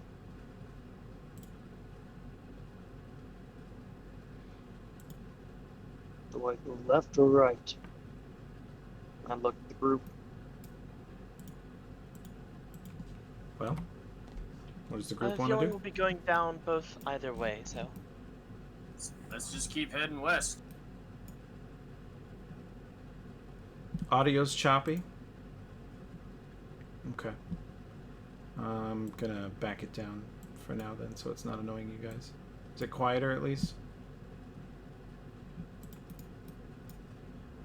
Okay. Is the audio choppy for anyone else? No. Okay. It's better already now. So I was lost for a little bit there. Okay. I did see the scary secretive perception check. I don't know what you're talking about. I'm sure we'll be fine. I didn't hear anything. Alright. I'm gonna continue towards that direction. Up that way. Oh, the GM roll system's not working. It's showing you guys everything. It shows us something rolled perception skill check, and then it has question marks for the results. Okay. Yeah. That's kind of Very, That's annoying. like- very foreboding. No, Huh. it's Dun, great. dun, I love it. dun. Don't worry, we're not gonna metagame this. It's fine. Right, but no, the temptation for me as a jackass of a game master is to just troll you guys constantly with bullshit perception rolls. That is Don't mean pretty anything. great. Would throw us off. Yeah, I had to do that all the time in my old Rollmaster games. I'd make people roll perceptions, and then no matter what they rolled, I'd say, "You don't find it." Okay. So what was the verdict, left or right? Right from the West. kick. Okay. I don't. Okay. Yeah.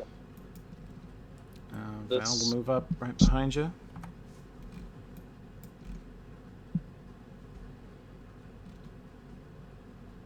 A peek around there. Guess I don't see it. I'm going to keep Gavrilo up with you here. Let's have, if you haven't rolled a perception check, go ahead and roll it as you round this corner. Val can do one too, Josh.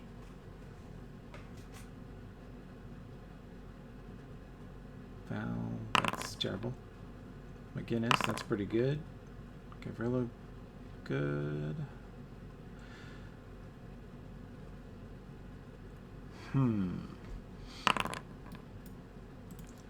Alright, well, let me see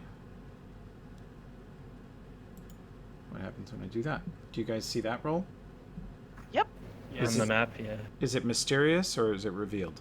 that one's revealed. Okay. yeah. All It's a right. 9. Yeah, it's not very good. McGinnis doesn't see anything. He's still operating off the sun rod, and Val's light spells behind him. Takala is just wandering off into the dark repeatedly on him, so he's not sure about that. But you hear the tiniest little sound, shifting of weight or a foot being lightly put down on the ground, something very quiet, and you ignore it for maybe a second or two, and then you think, no, you know what, that wasn't Takala, and it wasn't anybody else. Hold up. I heard something. Okay. And What was the direction? you think northwest, but with the cave and the echo, it's difficult to tell. But we will go to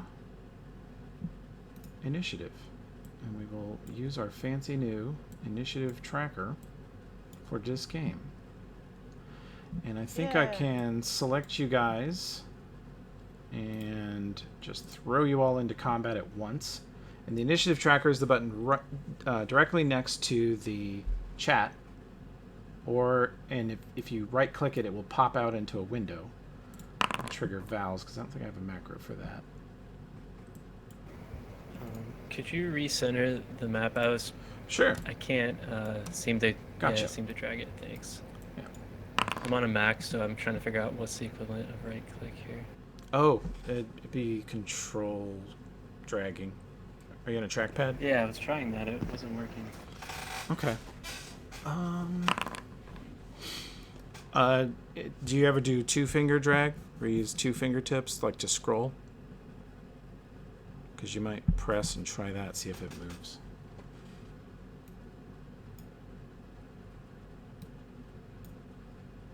Yeah, that doesn't seem.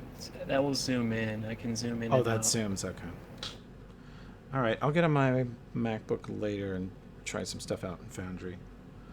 I hadn't got to do that yet.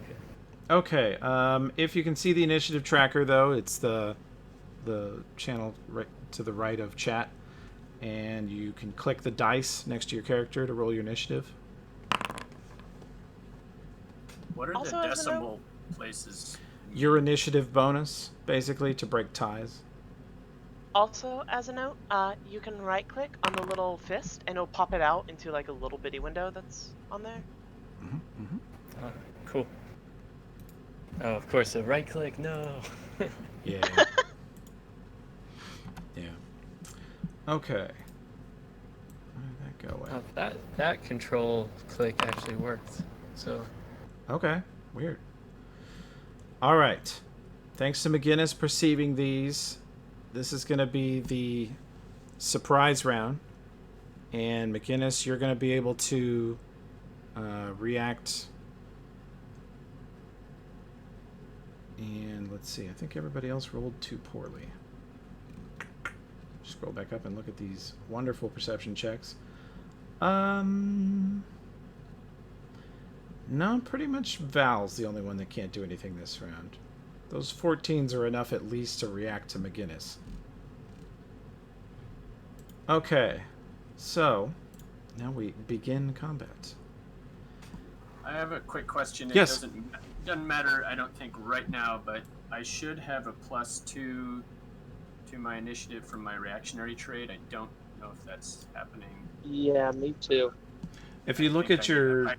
if you look at your decimal point and it's not reflective of your bonus, you know, like if you have +6, it should be 0.06. Okay, yeah, I probably need to fix it in the character sheet. Okay. You Doesn't didn't- matter, right? Yeah, you didn't tie with anyone, but yeah, we do need to fix that. I did. McGinnis, you sort of get to watch this in slow motion as you turn to Tokala and say, "Hang on a second," and he turns very alert by the tone in your voice. And the wall directly behind him where he was standing begins to move as if it's one big piece of wall, but then you realize it's sort of a humanoid shaped piece of wall, and around it looks feet to the top of its head, exactly like the stone wall, camouflaged head to toe. And the first inclination you hit that it's not some kind of rock monster or whatever is on its face. You see two yellowish eyes open up, and you hear a shh as a dagger slides out of the sheath, and you can see that shining on the edge of your light. And he attacks Tokala. Oh no.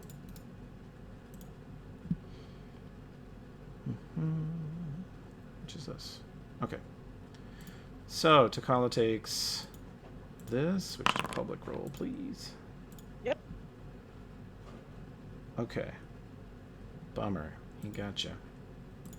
And you take sneak attack. Tokala takes 4.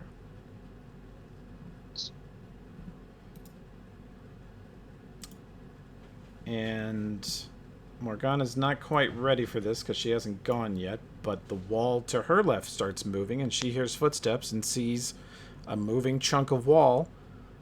His eyes open up on its face, and a dagger slides out from behind its back, and he walks up and tries to stab you. Actually, it's more like a short sword. This is death. Death 1. It misses. Whiff. Yeah. Is your flat-footed better than that? It is. My flat footed is 12. Oh, you're good then. He comes up and sticks you right in the armor. whatever armor you have or whatever armor spell you have on it just saved you. And let's see, Val is surprised this round, so Morgana, it's your turn. Cool. Morgana is going to 5-foot step. And then she is going to point her crossbow at him and then cast telekinetic throw. Okay. Or telekinetic projectile, I suppose. Here it is. And missed terribly. Sadly, his touch AC is a little better than that. Not much, but a little. Yep, that's my turn. Okay. Next, Gavrilo. And you are able to act. What would you like to do? I think he might have said he was going AFK. Sorry, I'm here. I forgot I'm on push to talk. Oh, okay. Can you guys hear me? Yes, totally. I guess I'm going to... I don't want to draw an attack, so I'm just gonna bomb this guy and then ask Val for an apology, or apologize to her later for the splash damage. Okay. Josh, you can go ahead and do a reflex save for Val.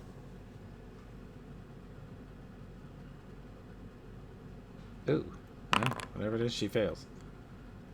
Yeah, the calculation doesn't work in the attack notes field. That's annoying. So it's, what's your int mod? You definitely hit this guy. I think the int is already in there. Let me see. It's in your damage, but for the splash... but int is 5, so for the splash, yeah, it's 6. Okay. Okay.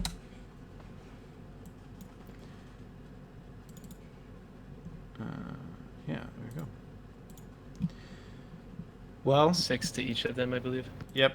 You nail him. But, so basically I take out this kind of copper globe and toss it underhanded over to the enemy, and just like a burst of electricity arcs out around it and catches Val a bit, but hopefully does some damage to the...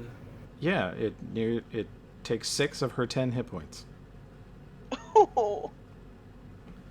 So she is very seriously wounded, and the enemy is also wounded. And... I feel bad. And he kind of goes, like, winces a little bit on having underestimated the damage of his... That was a better bomb than you realized it was going to be. McGinnis, chaos has erupted around you. What do you want to do?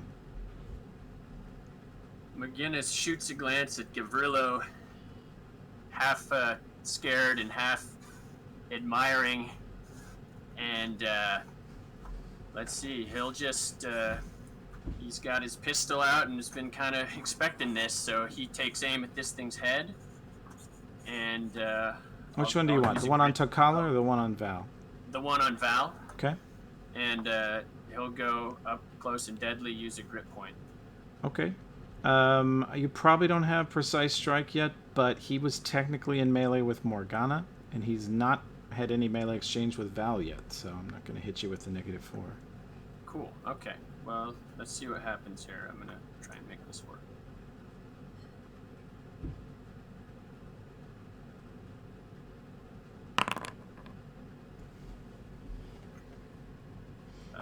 No. It's too bad. Probably didn't.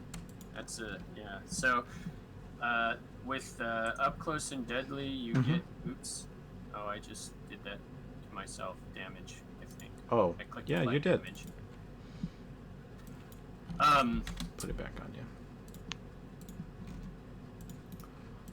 So, the attack roll's 8 though, so you're just a little bit wide. Sorry, I just exited somehow. I got to jump back in. Okay.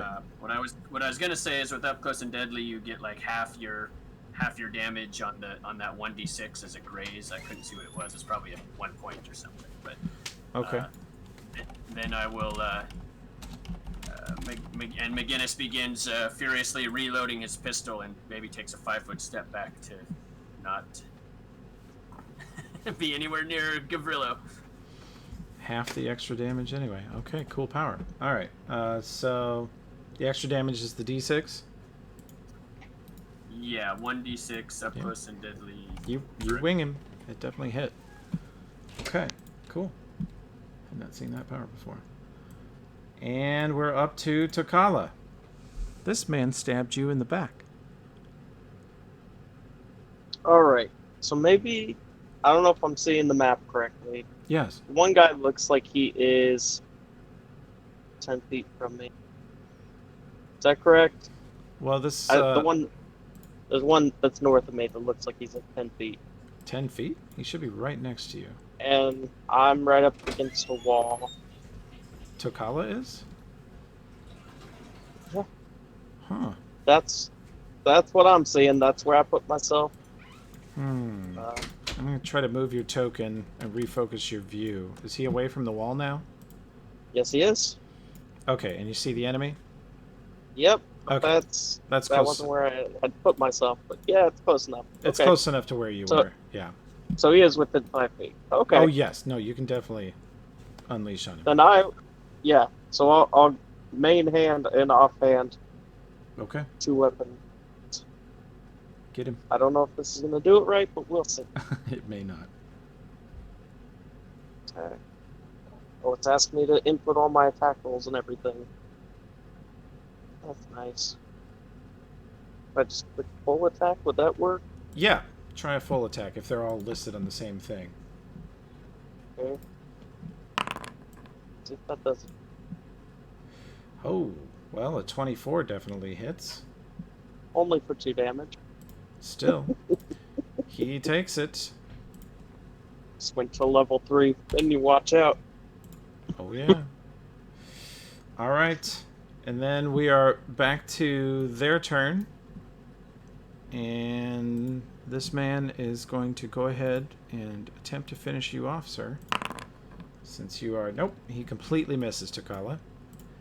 And this one senses weakness in Val and attacks her.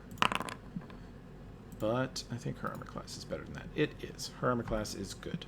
She has a shield spell up. Yeah, they miss. Although, something I forgot to accentuate was the gun fired inside the cave is deafening, and you guys hear it echo for several seconds after the actual shot. There's Cool, like no that. doubt that everything in this cave system for a long way is aware of that noise. Well, no more stealth rolls.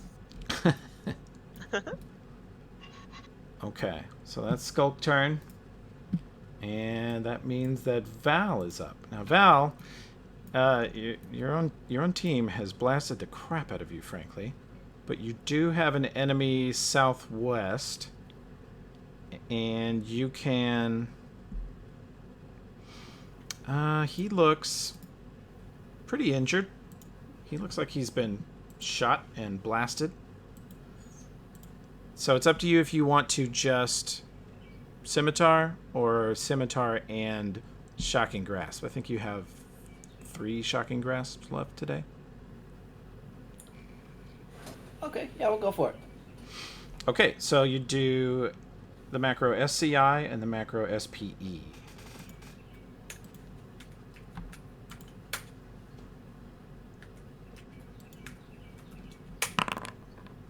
Well, Spell Strike triggered, but SCI didn't. Can you try that one again? Let's see if something's wrong with it. Yeah, okay. Yeah, Scimitar rolled. You have rolled terrible, sir. And you miss. The Spell Strike, why didn't it... You hate to see it. You hate to see it. Actually, do SHO for me, Josh. That's what yours offhand should be. Ooh, what is their touch AC? Sir, nope, it's... yeah. You missed with both things, but your left hand now has a Shocking Grasp spell in it that will be there until you poke somebody with it. Oh, yeah. I urge you to dismiss any thoughts you have of inter-party revenge. No chaotic evil in this campaign? No. Val's very much like chaotic good, neutral good, I forget. Morgana. Yep. for my move action, I am going to go ahead and move over to here. Okay. And then for my standard action, I'm going to telekinetic projectile again at the same one. All right. Ooh. Wow. Okay. That's it. Okay. Kiprillo, what you thinking? Well, he saw what happened last time, so this time he's going to, again, lob a bomb, but aim it a little bit to the left of the bad guy. Okay. Or to the bad guy, yeah, to the bad guy's left. Do you even have to... Square next to It's him. been a while since I've run an Alchemist. Do you even have to roll to hit that square? Or do you have to... Like, squares have an AC of, like, 5. I think. I'm not sure. Okay.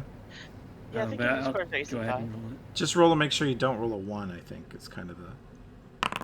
Since you're just hitting a spot, that's easy to do. Okay, you hit exactly the spot you meant Yep. to. So I just, And he gets a reflex Yes, save and then, versus yep. your... Versus for your... the splash. Mhm. Let me do this. I did not mean to move him. Hang on, I'll move him back. Button mashing like a dum-dum. So we do this. Oh my god, he's unbelievably wow. agile. He says, "Not today, sir." What do we say to Death Bomb? Okay. After Caprilla will be McGinnis. Well, and then I take Oh, yes, please do. a move.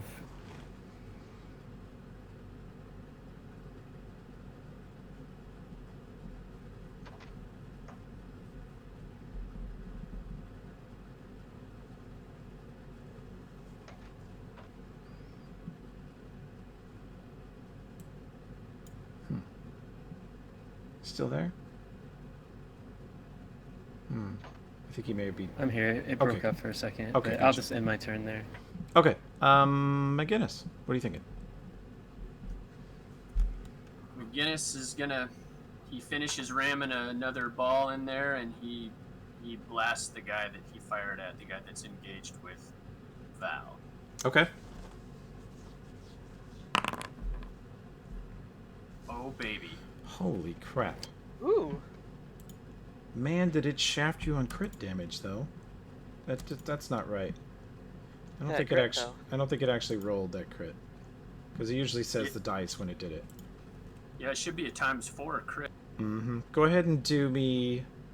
You definitely hit and you definitely confirm. So go ahead and do me 48. Just /R space 48. We'll fix your sheet in a bit. I'll be right back. One All right. second. Oh, Oops. put a space. Yeah.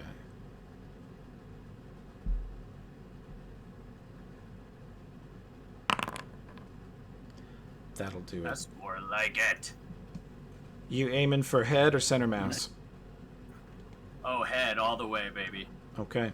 Yeah, the first shot he somehow moved in a way you didn't think he would, but now you've got a bead on him and you put a bullet directly in the side of his head. He lurches to the right and slams his whole body against the wall and just collapses in a heap. He is extremely dead. Nice. So that gets me a grit point back, Indeed it does. and then McGinnis will. Let's see. That was my standard. So then he'll step 5 and move action. He'll ram another ball home so he can take care of this other guy.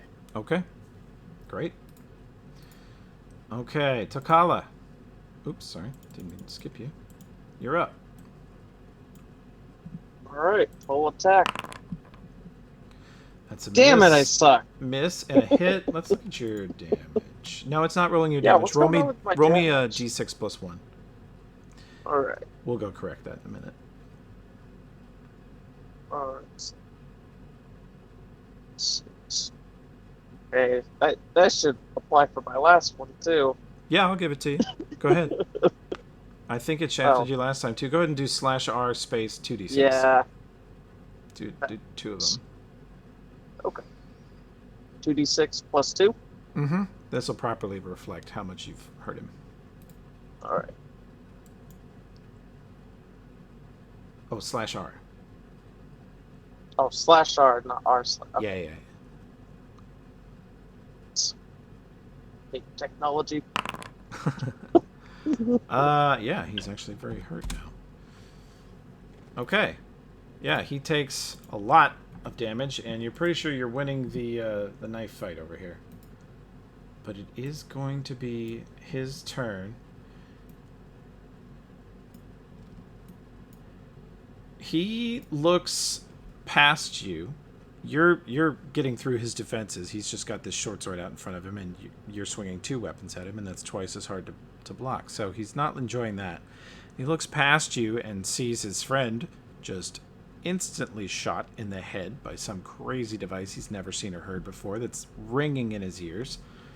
And he full withdraws. 5, 10, 15, 20, 25, 30. He gets about that far with a full turn. And that means he is still in Takala's dark vision range. But he is, I think, out of McGinnis's Sunrod range? What visibility does Sunrod give you? Sunrod says 30 foot of normal light, Mm-hmm. and then an additional 30 feet of dim. Oh, well, I can actually put that on your token. That's really good light. I think I changed it to be as such, but double check. Emit. No, you have it on emit 60 of dim, and we want emit 30 bright and 30 dim. I'll give you that, because they're consumable. They should be really good. I'm back. Welcome back. And that didn't properly give you your other vision. Emit dim. Oh, gotta do it like this. Got it. There we That go. properly reflects a sunrod. Yeah, very good. So you can still see him out there in the dark. The sunrod is illuminating him. He is hustling away, though. And you notice that as he moved away from the wall fighting Takala, his skin, his entire body, like they just wear little loincloths, they're basically naked. And his skin all over his body started changing textures from the sort of gray stone wall into a dark drab gray greenish hue. And then as he backs into the darkness, you see his skin instantly start to turn sort of blackish.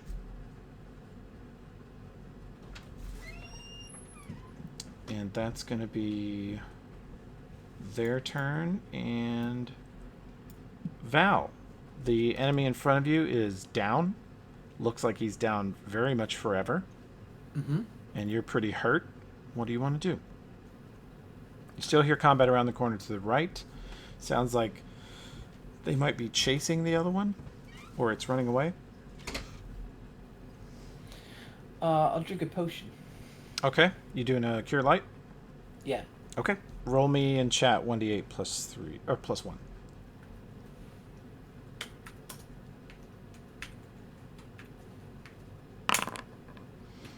Yeah, you got 3 back. Womp womp. That was a weak potion. It was a little bit of a weak potion. You know, I noticed when I pulled up the alchemy shop that it said that the potion, the cure light potions from there tasted or smelled vaguely of urine. So keep that in mind as you guys chug these cure lights. I have no idea why it put that little detail in there, but it's kind of funny. Morgana. Hey, did you do something with the marshmallows? Sorry, what? Do you know where the marshmallows are? I have no idea. All right. I'm gonna move up to here. Can I have gone one step less because I just saw where the lighting put me? Sure. Okay. So I have line of sight on that dude who's 65 feet away. You do? I'm going to... Let me check the distance I'm on going to move this dead man off of your spot. Yep. So we can Too see far you away better. for this. So that crossbow I've been holding this whole time? Yeah, Thunk. you actually fire it. Okay. Hey, that's pretty good. You hit him. Yep, and that's my turn. Oh my gosh. He is fleeing the scene when you blast him, and you hear him go, "Ugh!" and almost fall, and then get back to his feet, and he looks like he is stumbling. Yep, that's my turn. And that will be Gavrilla's turn. And it double-clicked the dang thing again. There we go.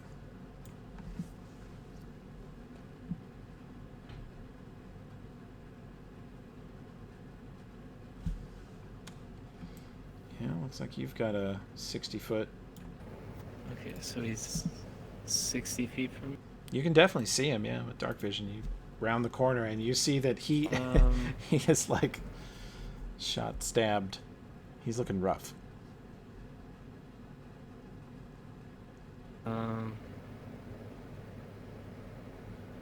Okay, yeah. Well, I hear Takala, and at his suggestion, I put my bomb back in my belt, and I basically I just run over here and say, "Go get him, guy." Okay. In my turn. McGinnis.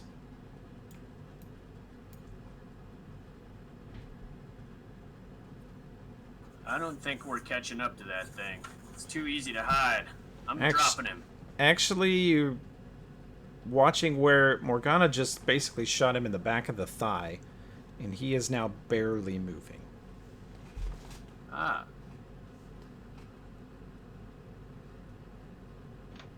Okay. McGinnis will run up and level his pistol at it. He'll move third Okay. and level his pistol. Oops, that didn't work.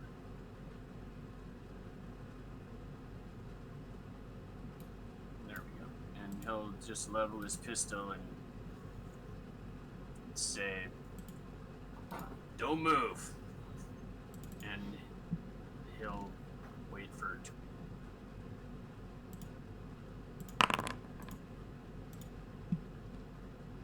He looks confused at your weapon. The thing you're holding at him. He might not actually realize that that's what shot his friend. But he doesn't move much. Takala's turn. Alright, so 30 feet should get me right up to. Okay. Yeah. You're on him. Alright. What do you want to Can do? I try to grapple him? Oh, okay. This sheet doesn't have a great CMB option, but you can click your CMB on the sheet and it will roll it. Now, on the sheet, it doesn't go with your rule where if I took the weapon finesse, it changes that to Correct. go off of So dex. what we have to do is increase your roll by the difference. Let's see, you have Right. one strength. So Basically, 3. you get to add 3 more to this CMB check. Yeah. Mm-hmm. So, whatever I roll, ever. That's a 15. I'm pretty sure that beats his CMD. Oh, yeah. You beat it by 1. He sort of tries to fight you, but Takala just very quickly grabs him by one arm, spins him around, and locks him in like a full Nelson. And he is Stop immobilized. struggling. And he's breathing hard and bleeding from a couple places. You think that, if you throw him to the ground, he might bleed to death. It wouldn't take much to end him right now. He is at 0. I don't know if he speaks common, but I'm gonna say, stop moving. I need to tend your wounds. Okay.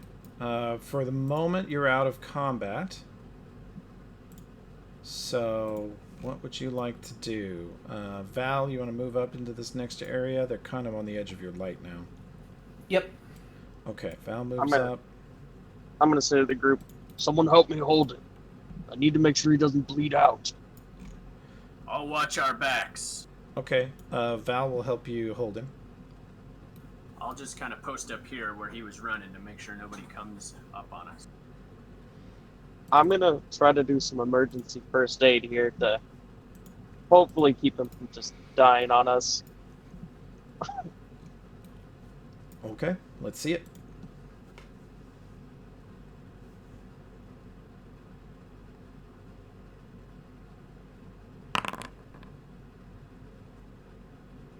Hey, not bad. That's really good. You bandage his first wound and take the crossbow bolt out of his leg. McGinnis, while this is going on, could you give me a perception check over there? Val, you're holding him, but you're very aware that you have a 10 strength. You do get your dex on your CMB, so you're not completely incompetent at grappling, but could be better. Okay. Okay. Morgana's gonna go ahead and reload her crossbow. Okay. McGinnis, let's see how to get things to roll without revealing everything to you guys, he said to himself quietly.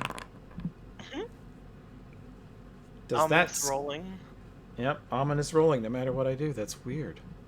That was I think supposed that's to be one of the default options. okay. I'll tinker with that. Okay, McGinnis, you think you're not sure, but you think you heard some movement around the corners to the west of you. There could be more of them. Watch those walls. It's because of the echo, it was either here or here, around the corner. Can I make a perception now that he's warned us? You're farther away than he is, and he barely detected it from range. So it'd be extremely difficult. The rest of his pals could be coming. I'm going to turn to Morgana, our resident database, and say, "Do you know what this creature is?" She's gonna glance at the creature. Does she know what this is? Yeah, this is a knowledge. Let's see, you guys are. It's a humanoid, so I mean, really, knowledge natures. Okay. Should be all you need. Oh, wow. Very good. She's heard of him. She searches her database, and you're not sure why this is in your database. You don't really have many creatures from this region, but they're from the Underdark. They're from way underground, miles underground normally. They're extremely close to the surface for their normal habitat, and they see well in the dark.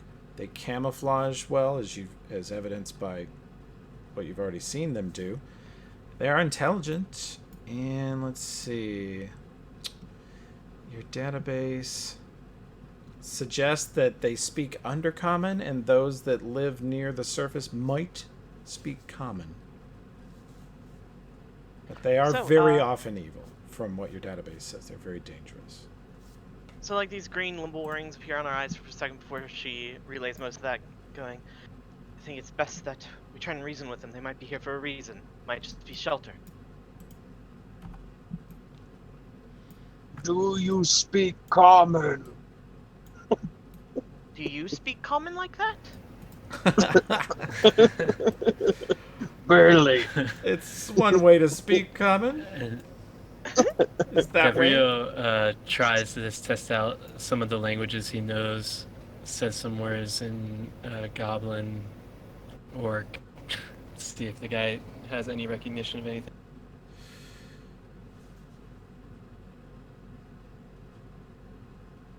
We're just like the Duolingo database around him.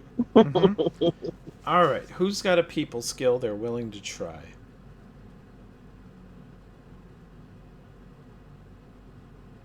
Come on, Morgana. Isn't that your thing?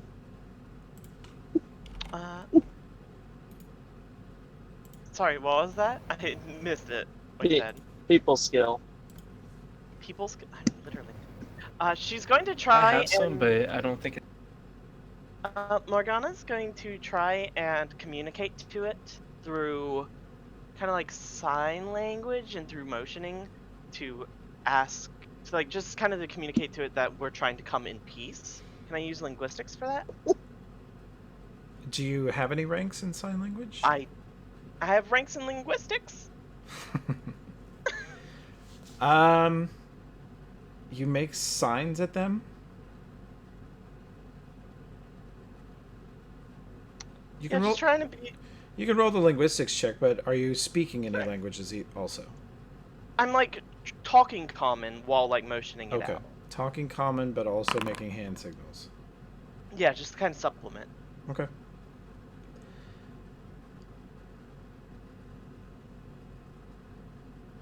You hear from somewhere to the west. It's impossible to tell where, but it's far. It's more than 30 or 40 feet away, a sort of scratchy voice. You haven't really heard them speak, but you hear a scratchy voice that still manages to kind of echo off the walls in a strange way. You can hear it better. You hear it as if it's next to you, but you know it's far away. And you hear it say, "Do not speak the drow. We speak the common."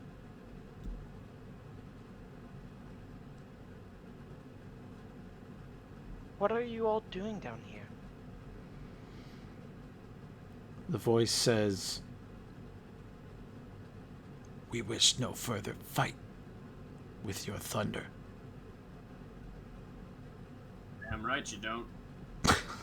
That's not helping negotiations. Then what is your purpose here? Is this your home? Yes. How long have you lived here? The voice answers in something like 37 something.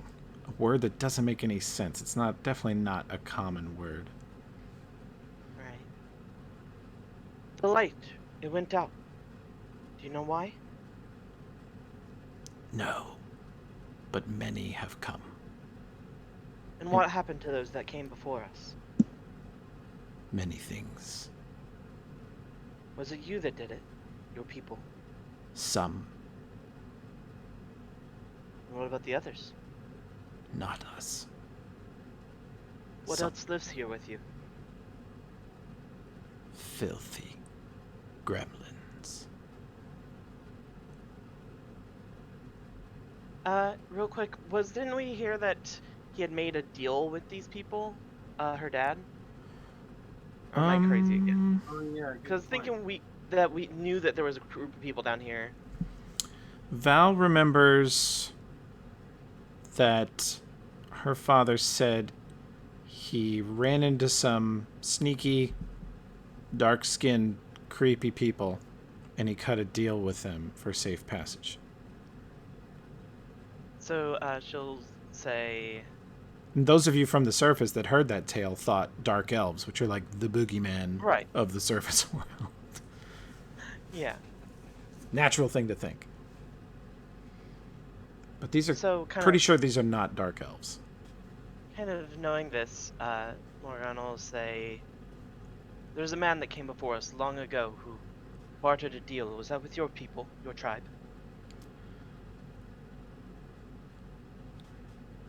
He came. I'm going to use the word cycle. You're pretty sure it means their version of a day or a cycle, you know? And she says he came one cycle ago. And he killed our leader. And took our wealth. He came again. And has not come out.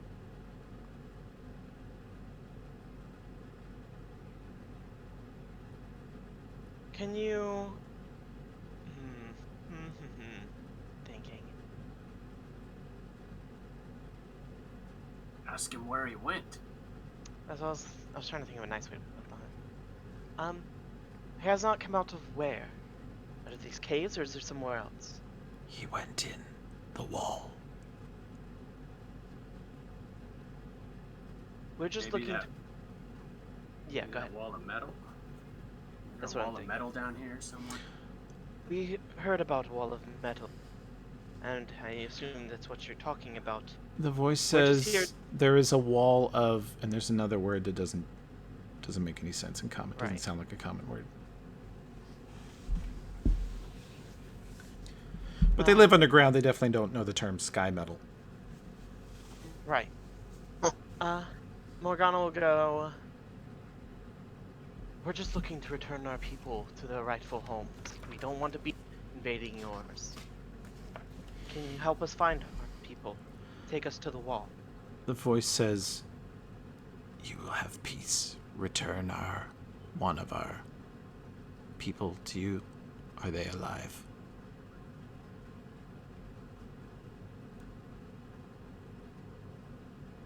the man that Takala, the creature that Takala is holding, goes "Sss" into the darkness, and then he goes and makes some other weird noise. And then the voice down the hall says, "Return our living man, and we will talk." I'll give the nod to Val. Release him. That okay with you, Val? Yep. Okay. Val lets him go, and he is bandaged, so he can now at least take a move action. And he looks kind of warily at all of you and slowly moves down the tunnel to the west. And as I'm sorry, I was just going to say, Takala's going to put away his weapons. Like a sign of good faith. As he moves down the tunnel, you see parts of the wall come out to greet him, start moving, and you see that there were quite a few of them in the vicinity.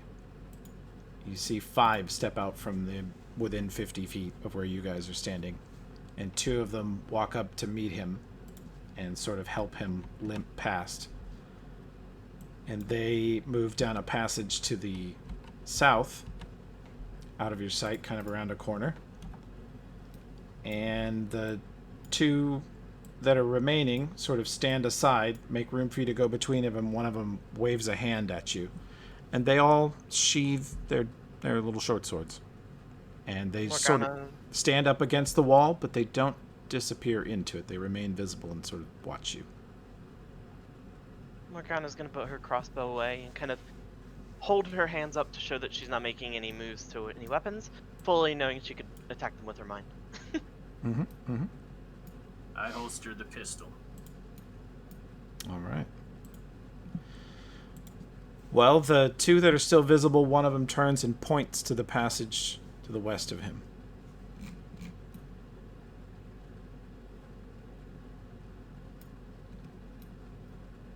Hey, I'm sorry about your buddy back there, but, he was poking at us. Sorry about that. I mean, they definitely came out of the dark and tried to kill you, so. Okay. What's our marching order? Are we going to go down the way they pointed? Yeah, I'd say so. Let's find that wall. Oh, Gavrilo lost audio. At what point did you lose audio? Do we need to No, catch I'm you? back now. Okay. I had heard the guy, like, we let him go and he walked, and then I saw a bunch of people appear on the map. Okay, I assumed you're pretty much they caught took up. him away.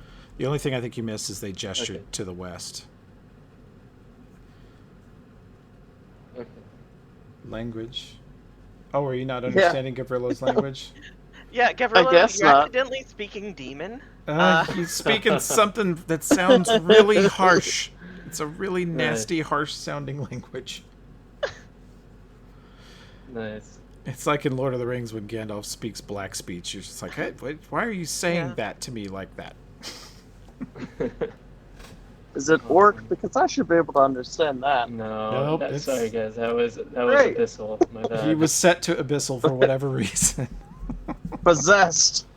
Yeah. I don't know about you, man. I got Throwing possessed bombs and at lost people. lost awareness of my surroundings. Are you practicing Duolingo, or are you possessed by the devil? Okay, so we're gonna head west. Yeah. Val has the sort of uncomfortable thought that her father said that he negotiated with the dark-skinned creatures down here, not killed them and robbed them. Yeah, something's not adding up. Maybe your dad's not as good as we thought. She'll give you a pretty strong glare for that comment. Could be something lost in translation. Possibly. Okay, so we head in the west. Yeah, I'll follow you, Takala. Okay. You guys gonna go in standard combat order anyway, even though you're in peace mode? Uh-huh. Okay. You never know. You never know. It's true. All right. You can inch westward. I'll keep Val up with you. And the tunnel here, you see some debris. You see some shattering on the walls. Actually, let's do a survival and a spellcraft check. Anybody who has it. Yeah, I have spellcraft. Do spellcraft. Val may have it, Josh, if you want to. Maybe that's Just why- SPL. That's why the. No, it would be SPE. I think I have two macros named SPE. That's why this doesn't work. Let's Gotcha. see. I'm going to change the name of Spell Combat to SPC. This is usually the greatest barrier to getting these macros working is me. I'm stupid. So, yeah, give it a try. See if it'll roll now. Gavrilla's rolled amazing, so he's going to get all the info, but you can still roll. Oh, it did a plus sign, do just slash. No, it doesn't work. I'll work on that one. Okay. Let me see if I can trigger it. Nope, I can't even trigger it. It doesn't work. I'm just full of crap. Cool. Rip. Rip is the word. Oh, but here's the spellcraft macro. Observer, this. Okay, we'll work on that in a minute. Gavrillo, you're walking down this hallway. You're seeing shattered stone on the ground, and it's an odd color. It is the surrounding stone, and there are odd markings on the wall. And with your dark vision, it looks pretty strange. But then once the sun rod and Val's light spell hit it, you see the coloration of it. This hallway is blackened and burned, but not by fire. With your massive 29 spellcraft check, you can definitively say that someone fired a very potent lightning bolt down this hallway and just filled it with burning hot electric death. Recently. All right. So I share that information with the party on observation, and just it's kind of scary. He's kind of trembling a bit as he says that. Val will probably frown and make a funny face inwardly, as she knows very well that her father is a powerful wizard who can cast lightning bolt.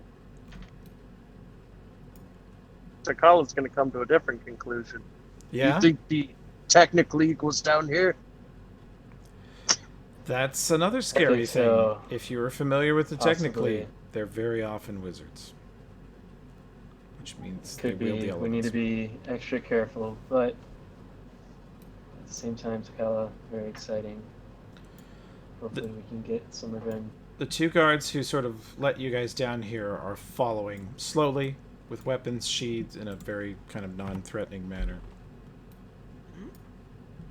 Yeah, I'm just following the group. And I don't think there's any way I can. Let me just do this real quick. Create a journal. Image. Give me that image. So I want you guys to see who you're talking to. Another thing you can do is if you set the artwork in the actor, Yeah. you can right click and hit view character artwork and then hit show to Oh. players, and it should show it. Very helpful. Okay. Uh-huh. So I don't really need to make this. Okay. But I did. So you get that. And her weapons are sheathed, but unlike them, she has half a dozen daggers on her, maybe more. You see handles sticking out from. She is like them, mostly naked, and she just wears multiple little knife belts, thigh holsters, shoulder sheaths. She has just knives everywhere on her body. She stands here barefoot in front of you, bald with her gray skin and tiny black eyes. And as she speaks, you recognize that it's the voice you've been speaking to, but she sounds different up close. When she's not whispering down the cave wall, she has actually some tone and melody to her voice. Whereas before, she just sounded just like pure whisper. And she looks at you sort of suspiciously with her hands just casually resting on a couple of knife hilts, but she's standing at ease. Amongst 3 huts. Let's actually have a perception check in here.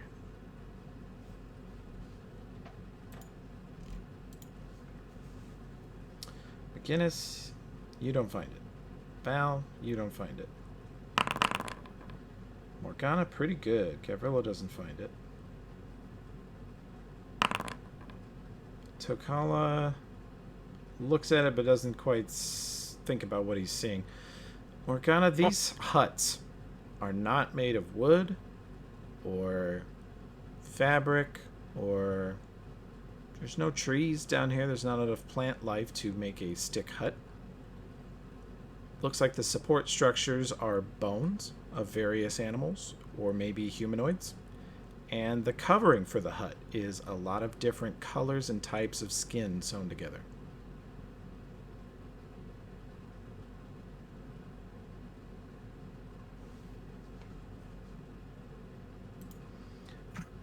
None of your friends, I hope, Val. That is cold. McGinnis. Hey, I'm being serious. It's colder to skin people and turn them into a tent. That's pretty cold. She taps her chest with a couple of fingers and says, Seth.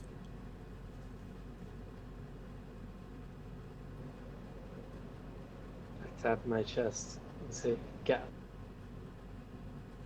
Say who? Oh, what? Oh. She says, we wish peace.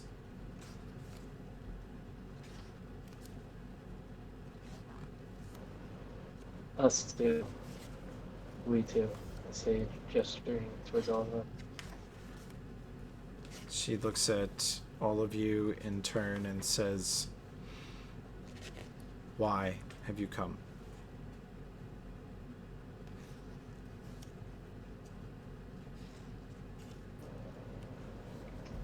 I hesitate for a sec and then say, well, we heard the torch has gone out and someone came down here looking to fix it, and we're trying to find him, this lost part. She says, I don't know your torch, but many have come down here in the last, she uses the word again, cycle. If it corresponds to the expeditions, you think one cycle of theirs is like a week, a little less than a week. So if they've been down here 37 of those, then they've lived here for maybe half a year, a little more. Did anyone come recently that you've seen? Perhaps a powerful man that could shoot a lightning bolt? I saw the cave wall over there was destroyed. Looked like it was some very powerful. She says, that is the black-haired man. We do not fight him. Not anymore. Does that match the description of the dad? Yeah. It does. In fact, that's Connor Bain. Black hair, shoulder length with little white spots around his ears, usually clean shaven and well dressed. So upon hearing that, I glance at Takala and then at Val and say, could she be talking about your father? Is he a magic user? Val, I actually let you make the call, Josh. She is pretty sure her dad fired that lightning bolt. Yeah, she would grudgingly admit it. And she knows that he might have softened the story about cutting a deal with them instead of saying I killed them and took all their crap. He might have softened that for her because he still treats her like a child, even though she's 19, 20 years old. So she might actually not be upset with him for killing these monsters that jump out of the dark and try to stab you, but she would definitely be upset with him for lying to her and treating her like a child.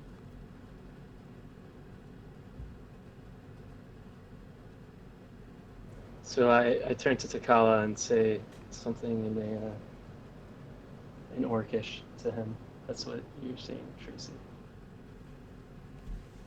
Apparently my sheet doesn't have Orcish on it, and I don't know how to add it. Okay. Oh, In Orcish, I turn to him and I say, technically spy, referring to her father. It's possible. Do not turn your back on him.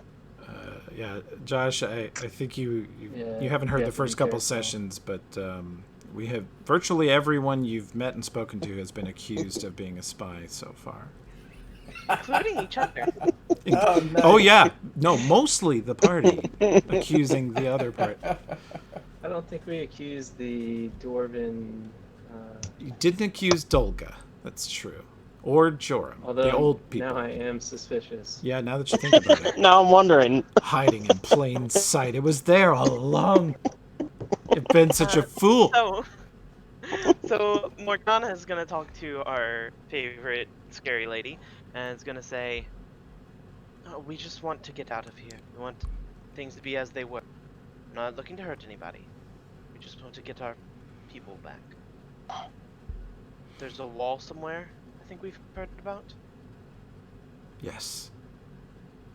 She says the word again. You'd think it probably means metal. The metal wall, the shining wall. Can you show us to it? No.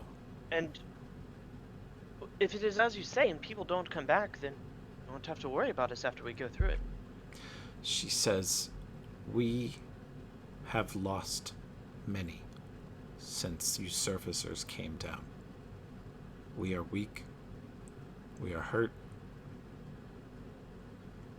I would ask for something in return for peace, when we will never trouble any of you again.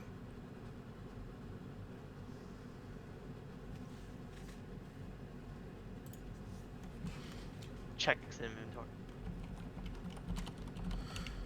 You check, you look in your backpack. She says, no. I would ask that you kill the gremlins. The gremlins. Yeah. Why do you want us Gremlins. to kill them? That doesn't sound very peaceful. It will make it very peaceful down here. And you will have to pass them to go to the wall anyway. And they will steal from you or hurt you. What do these gremlins look like? Do you have a name for them? She says gremlin is our name for them. That is all. They are small.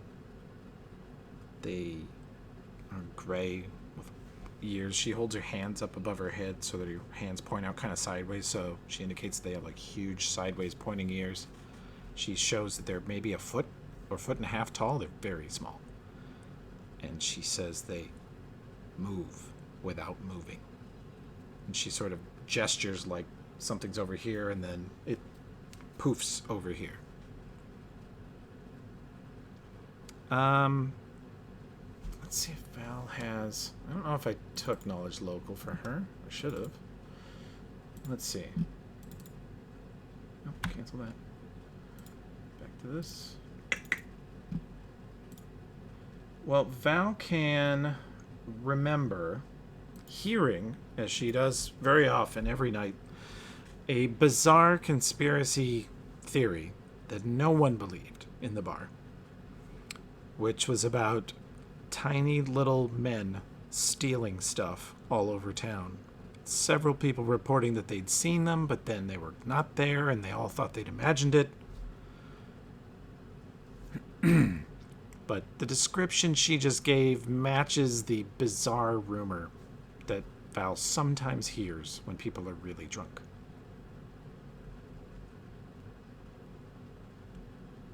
And that's probably enough to get you a knowledge arcana check if you're skilled in that. Or if you're able to roll it. Would I be able to roll it? Since Yeah, if it's one of your skills, you're allowed to. Oh yeah, I am allowed to roll any knowledge check ever. Okay. Because I'm. Do it. Morgana and Gavrilo both kind of look at each other and nod in sort of silent understanding. You have both read about a few different types of gremlins. It's a rarer type. Generally insignificant creatures. They're mostly a nuisance, but it can be really dangerous actually to a civilian population. Your average first level fighter would destroy a gremlin if they saw it and were able to attack it. But gremlins have free use of the spell Dimension Door. They can just disappear one place and reappear somewhere else hundreds of feet away. Pretty good distance. And they can do it unlimited times per day. They're semi-intelligent. They're chaotic evil. They can be malicious. They will hurt you or kill you. If there's a bunch of them in a swarm, they're very aggressive. Not a typical swarm, but 7 or 8 of them. And they like to build traps and steal shiny things. And if they live down here, Gavrila and Morgana can both envision a nest of gremlins down here, routinely dimension dooring up to the surface in town, stealing stuff and beaming back. Morgana's gonna talk in a low tone in Orcish and say, honestly, I think we'd probably be doing everyone a favor if we went ahead and took them all out. You speak Orcish? Yes, she's been listening. She's been listening to you this whole time. Yep. Rilla's a little bit like, shit. And then he says to Kala, you need to learn Abyssal. On it. Morgana looks over to you. I know that one too. Now then. Oh man. You guys are McGinnis awesome. says, "Are you guys talking about me? Don't. I hate it when you do that." You're pretty sure So- they're talking about you. It seems obvious they are. It would be better So it's for the surface people. It would be better for them down here, and it gets to what we want. I'm in. She says. Gavrila's a little hesitant, but She says, if And you just will remove the gremlins, I will give you what we have left, what we've taken from the surfacers, and we will What is allow that? you safe passage through here forever. what have you taken? Several things. What is it that you'll give us? Safety and several things. It's a very generous offer, more really than I expected. No, I'm just a little confused here. That's a nice offer and all, and I'd love to take you up on it, and I wouldn't mind dropping a few of these gremlins for you, and we can all be friends. But I don't understand what happened to all these people. I mean, there's a group of halflings, a group of priests of the temple. They come down here. Her dad comes down here. All these people are gone. Are you telling me they all walked into that wall of metal and disappeared, or where the hell is everybody? She says, the black-haired man came through not long ago and has not come out of the wall. Okay, got it. Well, I got another question for you. Okay? I'm guessing you didn't have any trouble from anybody until a couple of cycles ago, and suddenly people started showing up down here. Can you? Is that true? Who was the first ones that came down here and bothered? She says it was 1.5 cycles, which by your math, you're guessing that's like 8 to 12 days. She says 1.5 cycles ago, the first group came, and they were many, and our leader spoke to them, and they gave us many treasures. They're humans, like us. I mean, like me. I gotta make a roll real quick. It's a good question. She says... that's pretty good. She looks for a moment at all of you, and she might have looked for 2 moments at Morgana. She says, "No, one was like you, others were." She throws out a couple of words and then finally lands on orc and rat. That was the first group. One woman, she kind of points at like Val and Morgana, but hair, she lists a couple colors and eventually she lands on purple or pink. She said that was the first group. The purple woman, the orcs, and the rats together, and they were many. We did not fight them.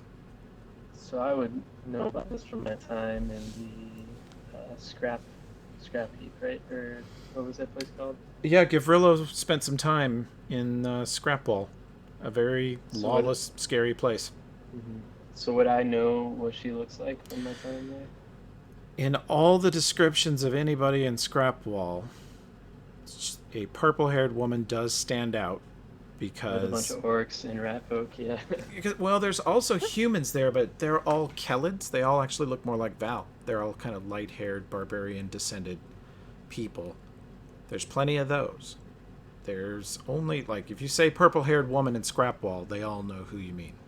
It's one person. So I tell the group, that sounds a lot like the former leader in Scrapball. She actually disappeared not too long ago. I remember hearing rumors about that. You better be very careful. She's very powerful and probably pretty fearsome to have been so respected in Scrapball. Well, It's a tough place. I think we know where she might have disappeared to. So Morgana's gonna kind of like look back at the woman and kind of look at some of the other dwellers down here, with the idea of they gave them treasure. Is there any signs that Morgana can tell of radiation sickness? Nope. No, Okay. these... Now that you've looked at them and they've been in the light emitted by... How long does the sun rod stay lit? Does anybody remember? 6 hours. Holy crap. Yes, they're awesome. You guys need to buy a bucket of those.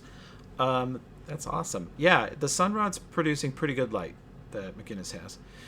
And looking at her, she looks healthy for her species. Their skin is sort of a, it'd be deathly gray in a human, but in her it looks like a normal gray. It's kind of a blank slate sort of skin tone. And of course it can change. So she looks totally healthy, really.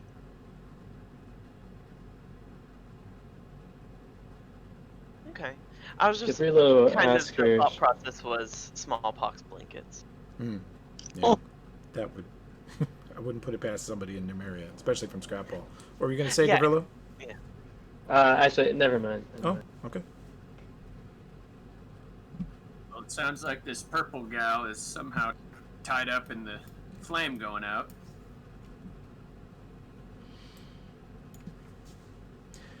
Yeah. I would say so. Yeah, I wouldn't be surprised. So do we go after the gremlins? I think that's the plan. I like it. Will you The show us body the we way? saw- Yes. You mean the everybody orc woman? feeling? Sorry. Anybody need- Yeah, the orc body we saw was probably one of her companions.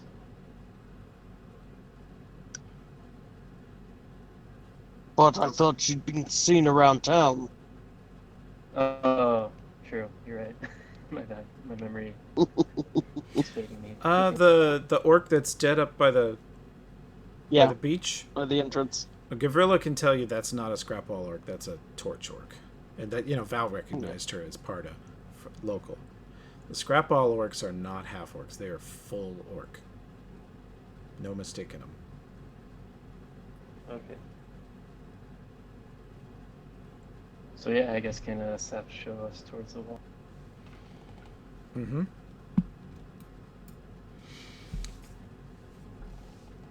She says it's to the east and then the south. So she heads back the way you guys came, and you can kind of follow her this way. And she's going to lead you pretty far back to the tunnel where you were originally ambushed, and then point south.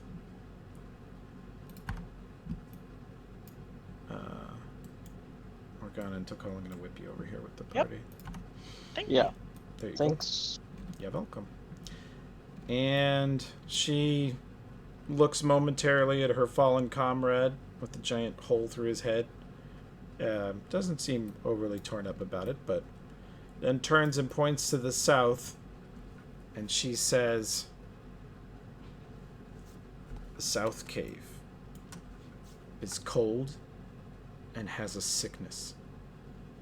You go south, but then immediately turn west, and you will come to the gremlins and the wall."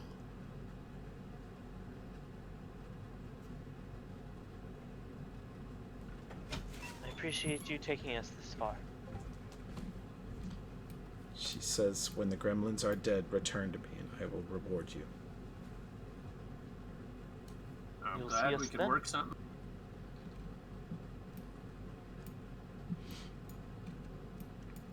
Okay. Any more questions for her before you guys leave? I think I'm good. No. Okay, they're going to take the body of their guy back and do something with him. Put him in the recycler. And she returns kind of to their zone.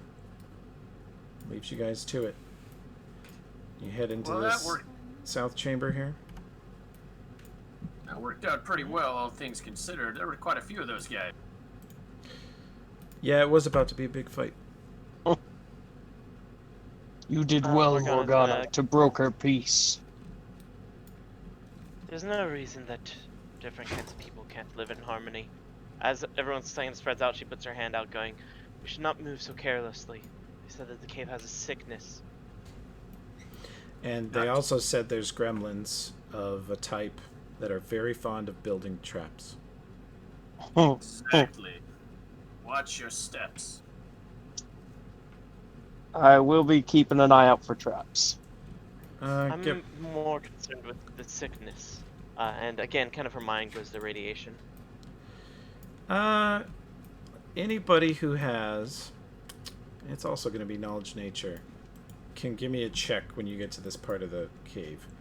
Everyone, it smells stagnant, and it's sort of just breathing in this part of the cave smells different. The rest of the cave smells sort of just like stone, cold air. It smells like the river that's flowing through it back in the original chamber. This area, the airflow stops. It's very quiet.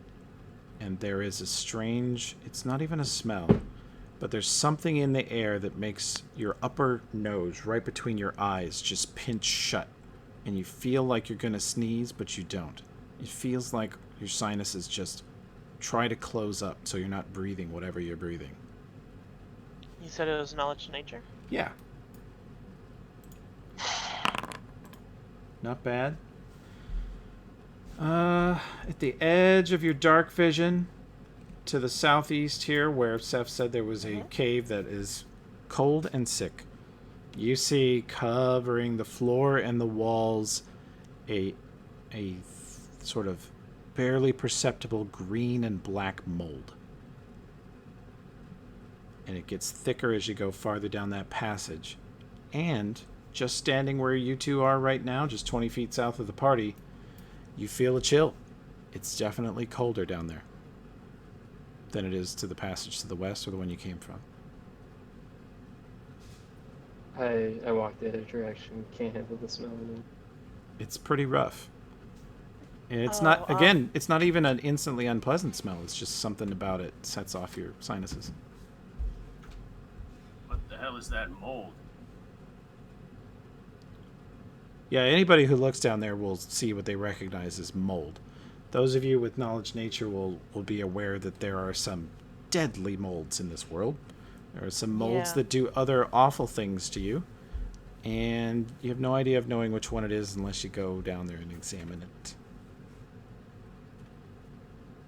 I'm not terribly fond of the idea of doing unless we have to. Yeah, you're both spellcasters. You both think that if you had, if you're going to mess with something like that, you would prefer to have the air bubble spell or something like that, something that cuts off. You know that mold is bad for living creatures if they get it on their hands or breathing in a thick cloud of it. So you definitely Best prefer to have we- some kind of barrier. Yeah, so I suggest to the gang that we try to go the other direction if possible.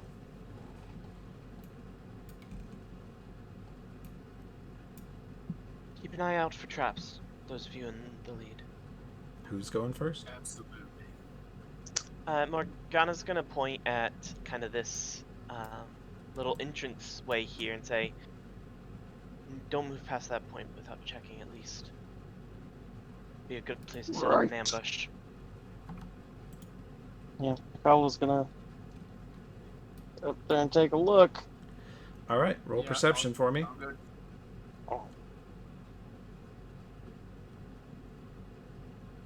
Holy crap, McGinnis. Well, McGinnis says, I thought you said they were good at building traps. There's one right there. Clear as day.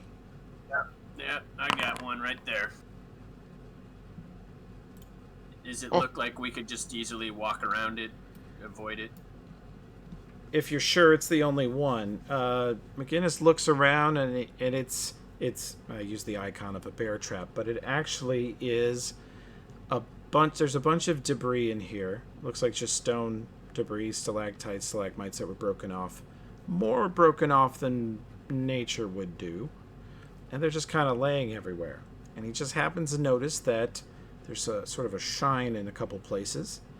And if you come up and just peek at it from 10 feet away, you'll see that there's like a little tiny sort of slingshot concealed in all the debris on the floor. And if you step in the wrong place, it point blank slingshots a 1 foot sharpened stalactite into your calf. That's awesome. And it would be super painful. I'm gonna get down there and try to disable the trap. Okay. I'll cover you.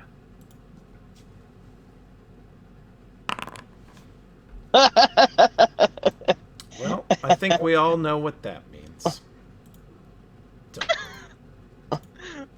Rip.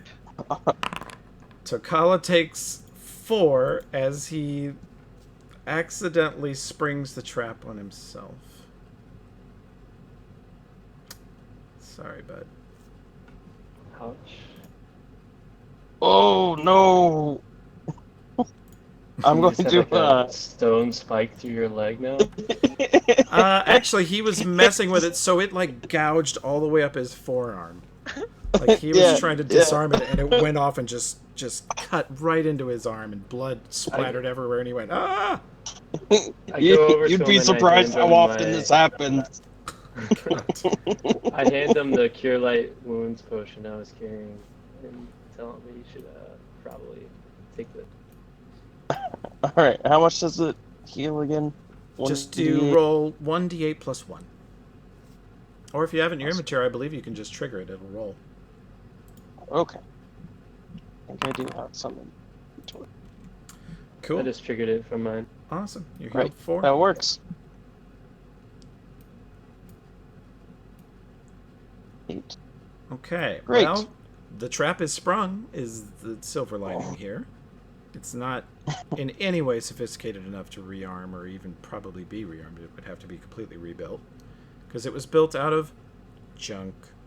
Looking closely at it, now that you've looked really closely at it, Tokala, you see that it is indeed made out of stolen kitchen utensils and some other type of rope, like crossbow parts, and some stolen kitchen utensils, and then, of course, a big old stalactite. So seeing that, can I see it as well? Since I'm next to it. Yeah. And, in fact, So I say McGinnis... to them, McGinnis, with your... That was a natural 20 perception? Yeah. Yeah, McGinnis is like, there's another one over here, guys. Yeah, these things are everywhere. Watch your steps. Oh god. You know, Scala, even why though don't it you go wouldn't disable work, that I one? really, I will try to disable it. even though it wouldn't work, I really want to just like telekinetic projectile throw it into a wall because it's so light. I mean, you could shoot That would at be it. one of your spell slots, right? No, telekinetic projectile is a cantrip. Oh, nice. Go for it. Oh, maybe you should do that instead. And Takalo. You don't know Take I a can do step that. back. Don't worry about it. Oh, okay. Sure. I'll get down there and try to disable it. Yeah, please. I mean, you can't roll worse. We'll see. Well, okay. All you do is Natural, 1s and 20s. natural 20. Well, Takala's got that one figured out. He completely, I assume you want to disable it? Yeah. You pull it apart. I've learned from my mistakes. Yeah, he learned a lot. Man, that was an educational first trap. And this one's totally disarmed. You got it.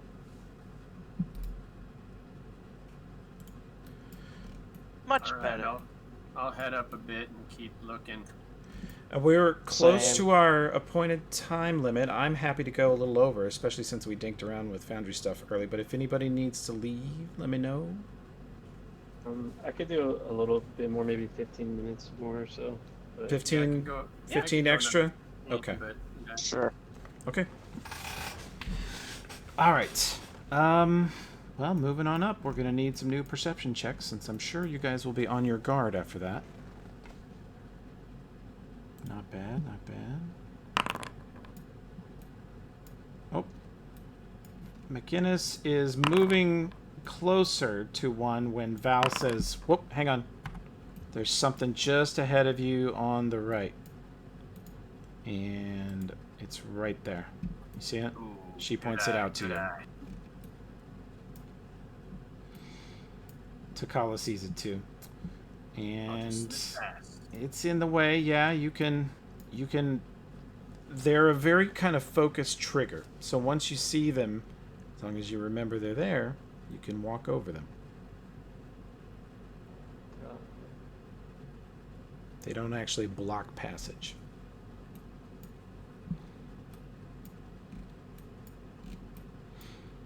Okay, let's Looks see. like we got an opening here.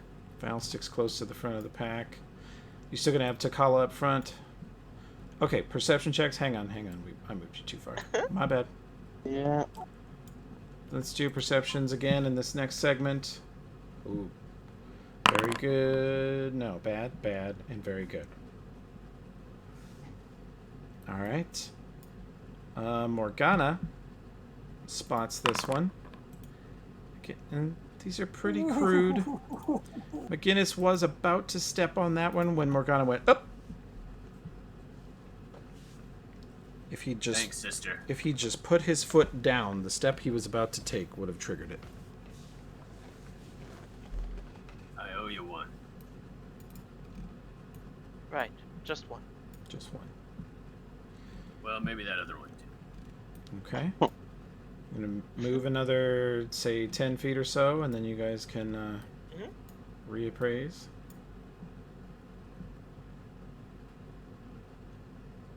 This room isn't ominous at all. This room is filled immediately. As soon as you enter it, you see it is filled with trash. Just trash. Crumpled up papers, bones, old pieces of wood. And the bones are sometimes of humanoids, but they look really old, like they were dug out of graves or maybe dimension doored out of coffins by little monsters. And there's quite a lot of just junk. Stuff people would have thrown out, little pieces of rusted metal, old bent utensils, broken tools. Just amazing amount of stuff. Morgana is gonna pick just like a random pile of trash, and everyone would be able to see her do it because she like lowers her crossbow, she waves her hand in that direction, and she's just gonna like actually telekinetic projectile like this pile and just shoot some random junk out in a random direction. Okay. Go ahead and Just fire. to, like just to disturb it, to try and essentially goad out anything that might be hiding underneath. Okay. So yeah. Oh man, it's a good attack roll. You blast a pile of trash, and trash debris goes everywhere. And somewhere off behind it, in this chamber, but behind that pile of trash somewhere, you hear this tiny little voice go, "Aga!" And it sounded angry. Knock, knock. Here we are. Yeah, here you are. And let's see, perception rolls for this next segment where we didn't do them yet, did we? No, you did them, I I think. think we did. Okay, them, okay, yeah. okay, Yeah. okay. Let's see, I've got an 11, I've got an 18, a 13, an 8, and a 13. Wow. Dangerously bad. McGinnis spots this one, though. That one's really close. And...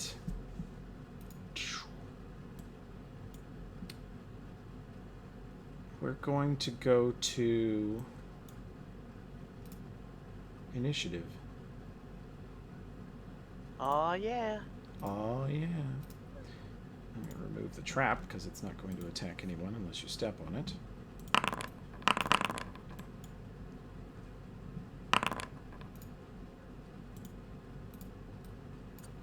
So again, I should be at a 20. I just haven't figured out how to add that reactionary trait. Okay. Yeah, meat. Okay. I mean, you guys... We're very consistent. Yeah, you guys beat any of the enemies. Where I think you guys are on pretty high alert. You've been told that they live here. You've been told what they are, and you've been told their capabilities. That's why I'm not going to give them a surprise round. And also, you just heard them scream in anger. Yeah, So- Morgana fleshed them out. You're gonna go first in the initiative order, but you're fairly certain they're coming. So, first in the order is McGinnis. No targets yet, but you know they're coming.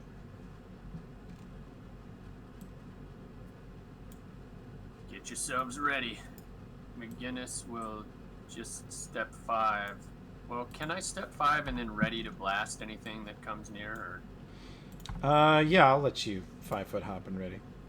Okay. So What's he just steps- what's the trigger for your ready action? Are you just waiting for a target? Yeah, basically, if a threat comes within my 20-foot increment of this pistol, it's gonna pull the trigger. Okay. Let's see. And then next in the order will be Tokala. I'm gonna make a similar action, but I'll be hopping a different direction. Okay. 5 feet that way. Hmm. Hopefully there was no trap there. Nothing happens when you step there, Oh, good. but you feel When I step something up, though. ominous. It's a mine. Yeah, you hear a click. Oh no, everybody run. No. You step there, nothing happens. And you All ready for as soon as I see a Yep. target? Okay. Within 10 feet. That's my range. So. Okay. And then Val. Yeah. Is Val any kind of spellcaster? Does she buff anything or do anything She like that? or- is a level 1 charisma-based magus. And so she has basically 2 spells total. She has Shocking Grasp and Shield. Well, she has her cantrip Light, Detect Magic. But yeah, Shield is the only buff she's got. But if she puts it up, she has a 19 armor class. Pretty great. So would it be down by now? So I'd probably It push would, back. yeah. You guys spent time talking, and it only lasts a minute. She did it Yeah. whenever Gavrilla did Mage Armor. But Mage Armor would- would still be up. Shield would be down. Yep, I'd put that up. Okay, good move. And Morgana. Still no enemies, huh? Can Mm-mm. I delay my turn until after essentially till the end of the round? Mm-hmm. Yeah, then I'll do Mhm. that. And delay to the end of the round. Okay.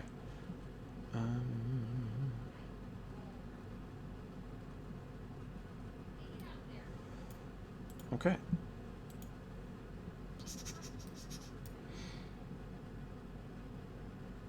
Well, it is kind of shocking how fast they move. But you see a bunch of tiny little creatures come running around the corners and jumping, flipping, and they vault right over the trap in front of McGinnis and move in to attack. And let's see. I need to do a quick check for them, otherwise you guys get a bunch of AOs, which they don't want you to get. Can I get my readied action shot off at one of them? Yes. Readied range actions will go before them. Okay, I pull the trigger. Shoot him in the face. Okay. Okay, but like shoot them harder, maybe. No, it didn't roll. Roll me 1d8. We still gotta fix that. It's a Oh, funny yeah. thing Damage about is this just sheet. one. Yeah. There we go. I You put do. +1 for point blank. Okay, this is actually pretty good for you guys. Because you're very worried as you're taking aim at the one to your left, one that's going to be on your right does this unbelievably acrobatic somersaulting wall jump past you. And they set up a flank, but as this guy's coming in, you blast him. And he falls, but does not stop moving. He tumbles to the ground and screams, "Ah!" They have tiny little chipmunk voices, and they scream in agony as you shoot them. So he looks very hurt. Okay. And the other thing that goes your way is this little man rolled a natural 1 on his acrobatics check to tumble past Takala. So Takala, what you got in your hands? I have my tomahawks. Well, you not only get your readied action, as these Great. guys come tumbling in on you, the ones to your left tumble in expertly, and you don't get a free AOO. But this guy that's between you and Morgana, he messed up. And you get an AOO on him, and you also get your ready. Go ahead. So, since I readied it, do I get a full attack, or is No, it just ready has to be a standard, but in this case, you're still going to get Okay. 2 swings because the AOO. one? Cool. All right. Well, I'll just do them both against the guy who trips, seeing that he's You can vulnerable, segment so- them. You can issue them one at a time. So you can Okay. roll both of them, and if he doesn't die Sure. from the first one, hit him again. So that's the first one. Did that roll damage? Oh, and I got to though? roll It didn't. damage. Yeah. Because that's still not fixed. Yeah, sorry. I'll take some time and figure out why that glitch happens. Fix it on your sheets. So, Oh, he's so Could dead. you recenter the map? please? Oh, yeah. Thanks. well, one against the other guy. That Only one 8. That is one dead. gets. Back in that. Okay. It didn't roll. Oh, yeah, 8 to hit. Missed. Okay. So that is their movement. Now let's see. That man is at 0. Does he opt to attack you, knowing that it will cause him to bleed out? Yes, he is a malicious little bastard. And he has flank right now. Okay, McGinnis. I'm going to try real hard to kill you. Bring it. Take 2. And also 5 more. Oi. Oof. And then take 2 That would and kill 2 me. more. That might kill you. Takes me to 1. These guys, I mean, he even shot one of them on the way in. The good news is this one, as he attacks you, he goes, "Ugh!" He's apparently expended the last of his energy, and he passes out and just falls to the ground after stabbing you in the leg. What a hero. So you're no longer flanked for the moment. And let's see, you killed the hell out of that one. So these are kind of mispositioned. They will not get sneak attack on Tokala. But they will attempt to murder him. And you will take 3. Let's see. And you guys sort of see them coming at the moment. Now that you know what to look for. There's so much crap in here. They literally camouflage, because they look like little trash gremlins. They camouflage in the trash. And now that you kind of see them and know what they look like, you know what to look for. You see 2 more running in. They've spent their action on moving. So that's all they're going to do. Which means it is back to the party's turns. See, oh, I think we skipped a Gavrilo turn. Gavrilo? Yeah, be Gavrilo and then Right. me. I thought maybe they came before me. No. You guys get to go, and then we'll go to the top of the round. Okay. The 2 with the skulls on them are dead, right? Correct. Okay. They're not moving. They're laying down. Okay. I'm going to toss a bomb over. I'm not sure how to indicate on the map here. Well, I can Those see where your 2 cursor is. So Okay. Yeah, Yeah, I I want to toss a bomb there okay. to try Roll. to hit those 2 guys with splash. Do it. Your bombs will be really deadly to them. Their hit points are not great. Oh crap! That definitely hits. Yeah, boy. And they don't get a save versus your hit damage, do they? They just take it. Right? Well, so I was trying to. Are they only getting splash? No, they do only get splash, so they get a reflex versus that. Let's see. Right. Can you guys? The funny thing is, Oh my god. even making their saves, they look unbelievably hurt by 3 points of damage. They look like they're kind of Okay. wobbling and teetering. So Okay. that was still really good. They're super hurt. And Morgana, you had a ready. Did you ever ready something? I delayed. Oh, you delayed. You may take your turn now. Yep. So, got an idea. Hmm. Morgana is gonna say, "Good luck, Tokala." As she claps her hands together and puts them out, and she's going to cast Color Spray. Oh boy. I do not approve. Yeah, that's gonna be a save for you, sir. Okay. What's the DC we're all facing here?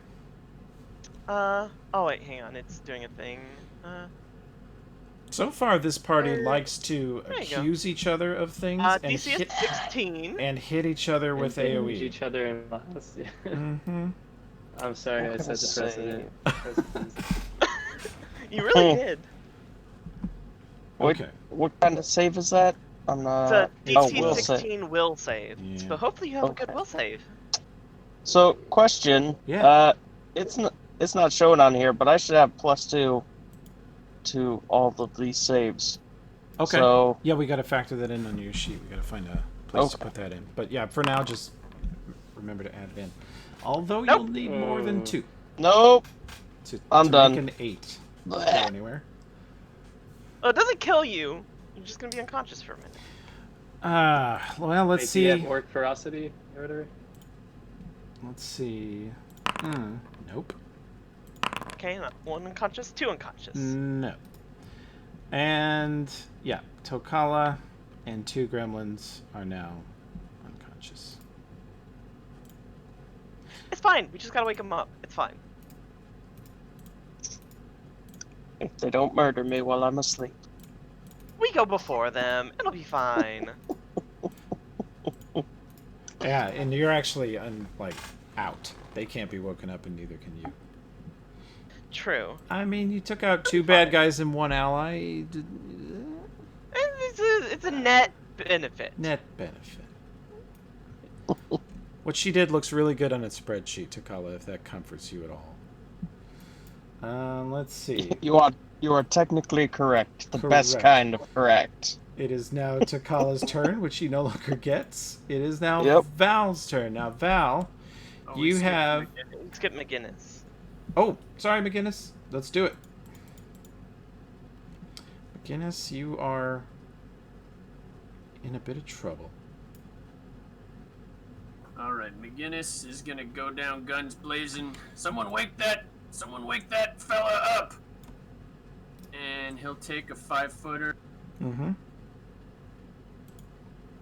and reload, Mm-hmm. and he will shoot the one that's south of me.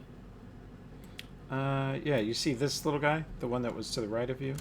He might have been hiding in the part of the wall. But this is the guy that stabbed you really good. I'm gonna take a shot at the one straight south of me. Gotcha. a bit. Okay, get him. And I'll go up close and deadly, spend a grit point, and see what happens.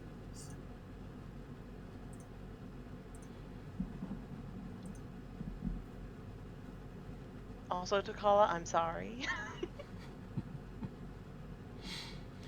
I mean, this party's got 2 wizards. When we hit like 6th, 7th, if you guys are still carpet bombing the fighters, they might have a word. Yeah. Alright, so But that did- should be a 14 against touch because I'm within 30. I don't think their armor class is very good. Oh god, it's great. Yeah, his armor class is really good because he's tiny. Diminutive, that's right. So touch AC is higher than 14.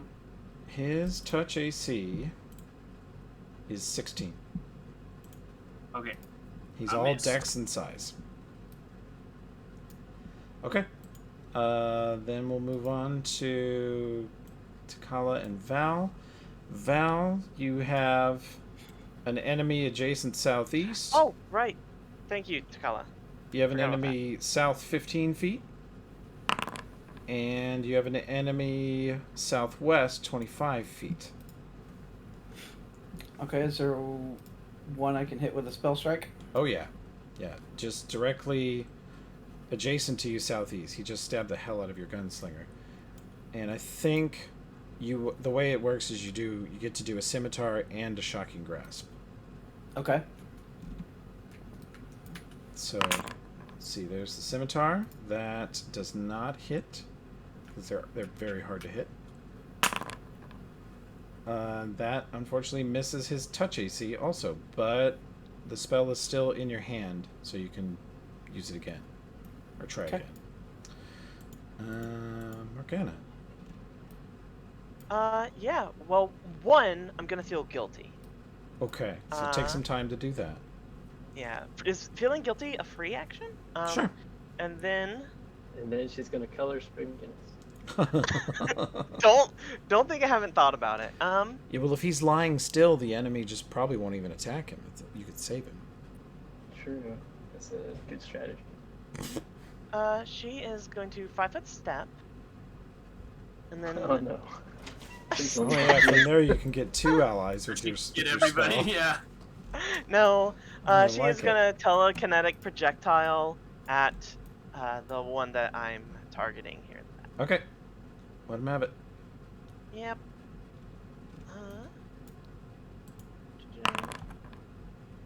Nope. Yeah, That's my turn. That's their all I got. armor class is such a nuisance. Okay, Good luck, Takala. May the odds ever be in your favor. Love you. Gavrilo.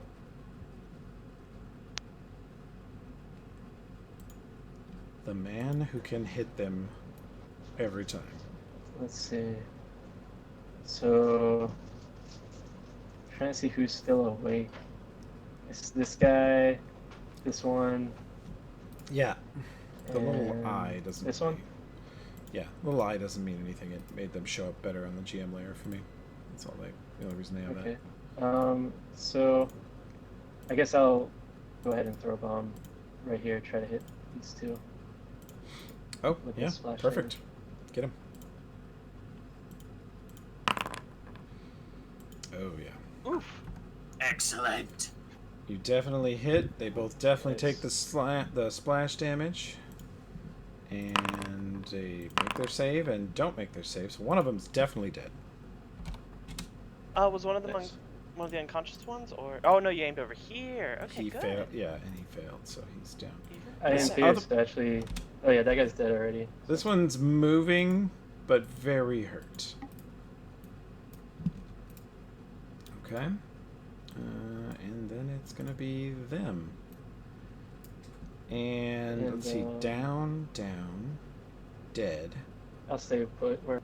down. That one disappears. Good. Spellcraft, if you got it. Yeah, I got spellcraft. I'll try to invent the spell. We won. Is it quick but dangerous combat? Morgana, I mean, he didn't wave his arms. And he didn't say anything. He might have spat some little curse in whatever their language is, but just the way he disappeared from view, you're like, well, that was a blink or a D-door or something. He wasn't turning invisible, you're pretty sure. You think he was translocating.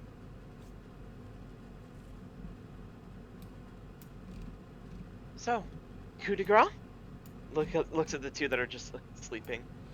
And there's this one over here, which is, at this moment, like, crawling, actually. Val, roll me an AOO with that scimitar. Oh, crap, you got him.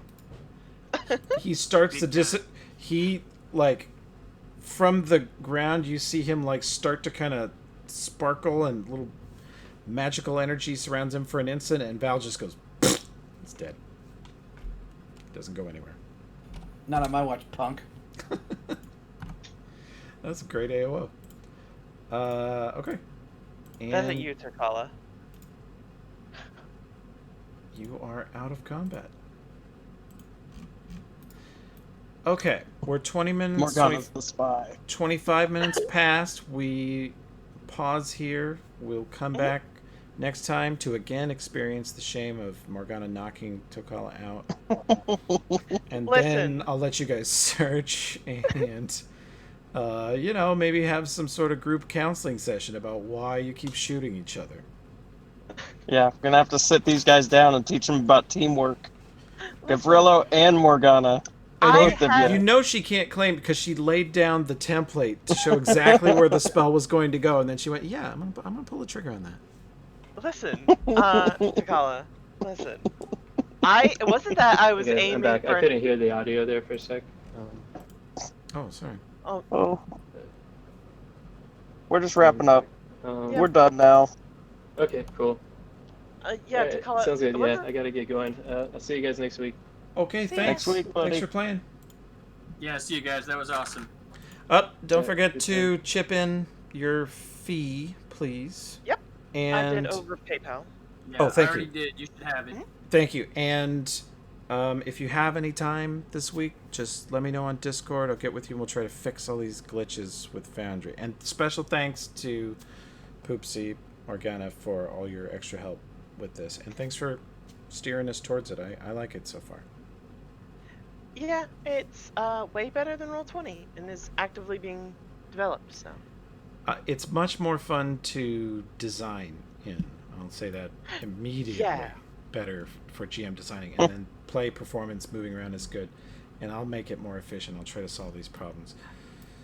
Yeah, really, for me, like my favorite thing is just the amount of agency it gives the players to Mhm. interact with the world and stuff. It does a much better job than Roll20. Oh, I am going to pause, so I don't think you guys Yeah, I can was gonna move say. around. I was gonna suggest that. yeah. And listen, Takala, I wasn't aiming for you. Oh, God. I was having It's all faith good. in your. I was having faith in Don't your let her will. off the hook to call. It's just way too nice. It's I just just a had- game. I just It's had fun. faith. I had faith in your will save. That's all it was. I really thought I had it, but Oh. I've been rolling so badly in this game, Yeah. it's not even funny. No, I approve. I wholeheartedly approve of the players forgiving each other, but the characters might have a little axe to grind. Oh yeah, Yeah, you're Like, the hey. spy for sure.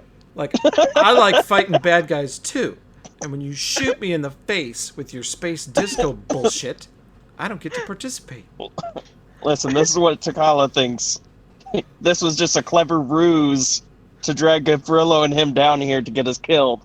Maybe. The whole time. I mean, Yeah, if we're you're the gonna spy. if we're gonna get harsh about, yeah, you are the spy. If we're gonna get harsh about it, Takala would have to make a check to be sure if Morgana actually did it. It could have been either one of your shifty spellcasters that have a penchant for blasting the team. For all I know, it was one of these little things. Blame it on them. Josh, thanks I for was on running. too. Thanks for running Val for us, Yeah, no problem. Yes, thank you. and I'm glad they brought her along. We're still hunting for 2 more permanent players this campaign, but having an extra person was good. Good. And Val's equivalent. I made her in the book. She's like nothing, but I made her a 25 point by level 1 mega, so she's not crappy. Nice. All right. Awesome. All right, guys. I am going to shut down this foundry. It's going to be switched to another one that I have to build over the next 2 days. So it Have may fun. not be up for a bit. Thanks, everybody. Yep. See ya. All right. All right. Bye. Hey there, Josh. How do you think that went?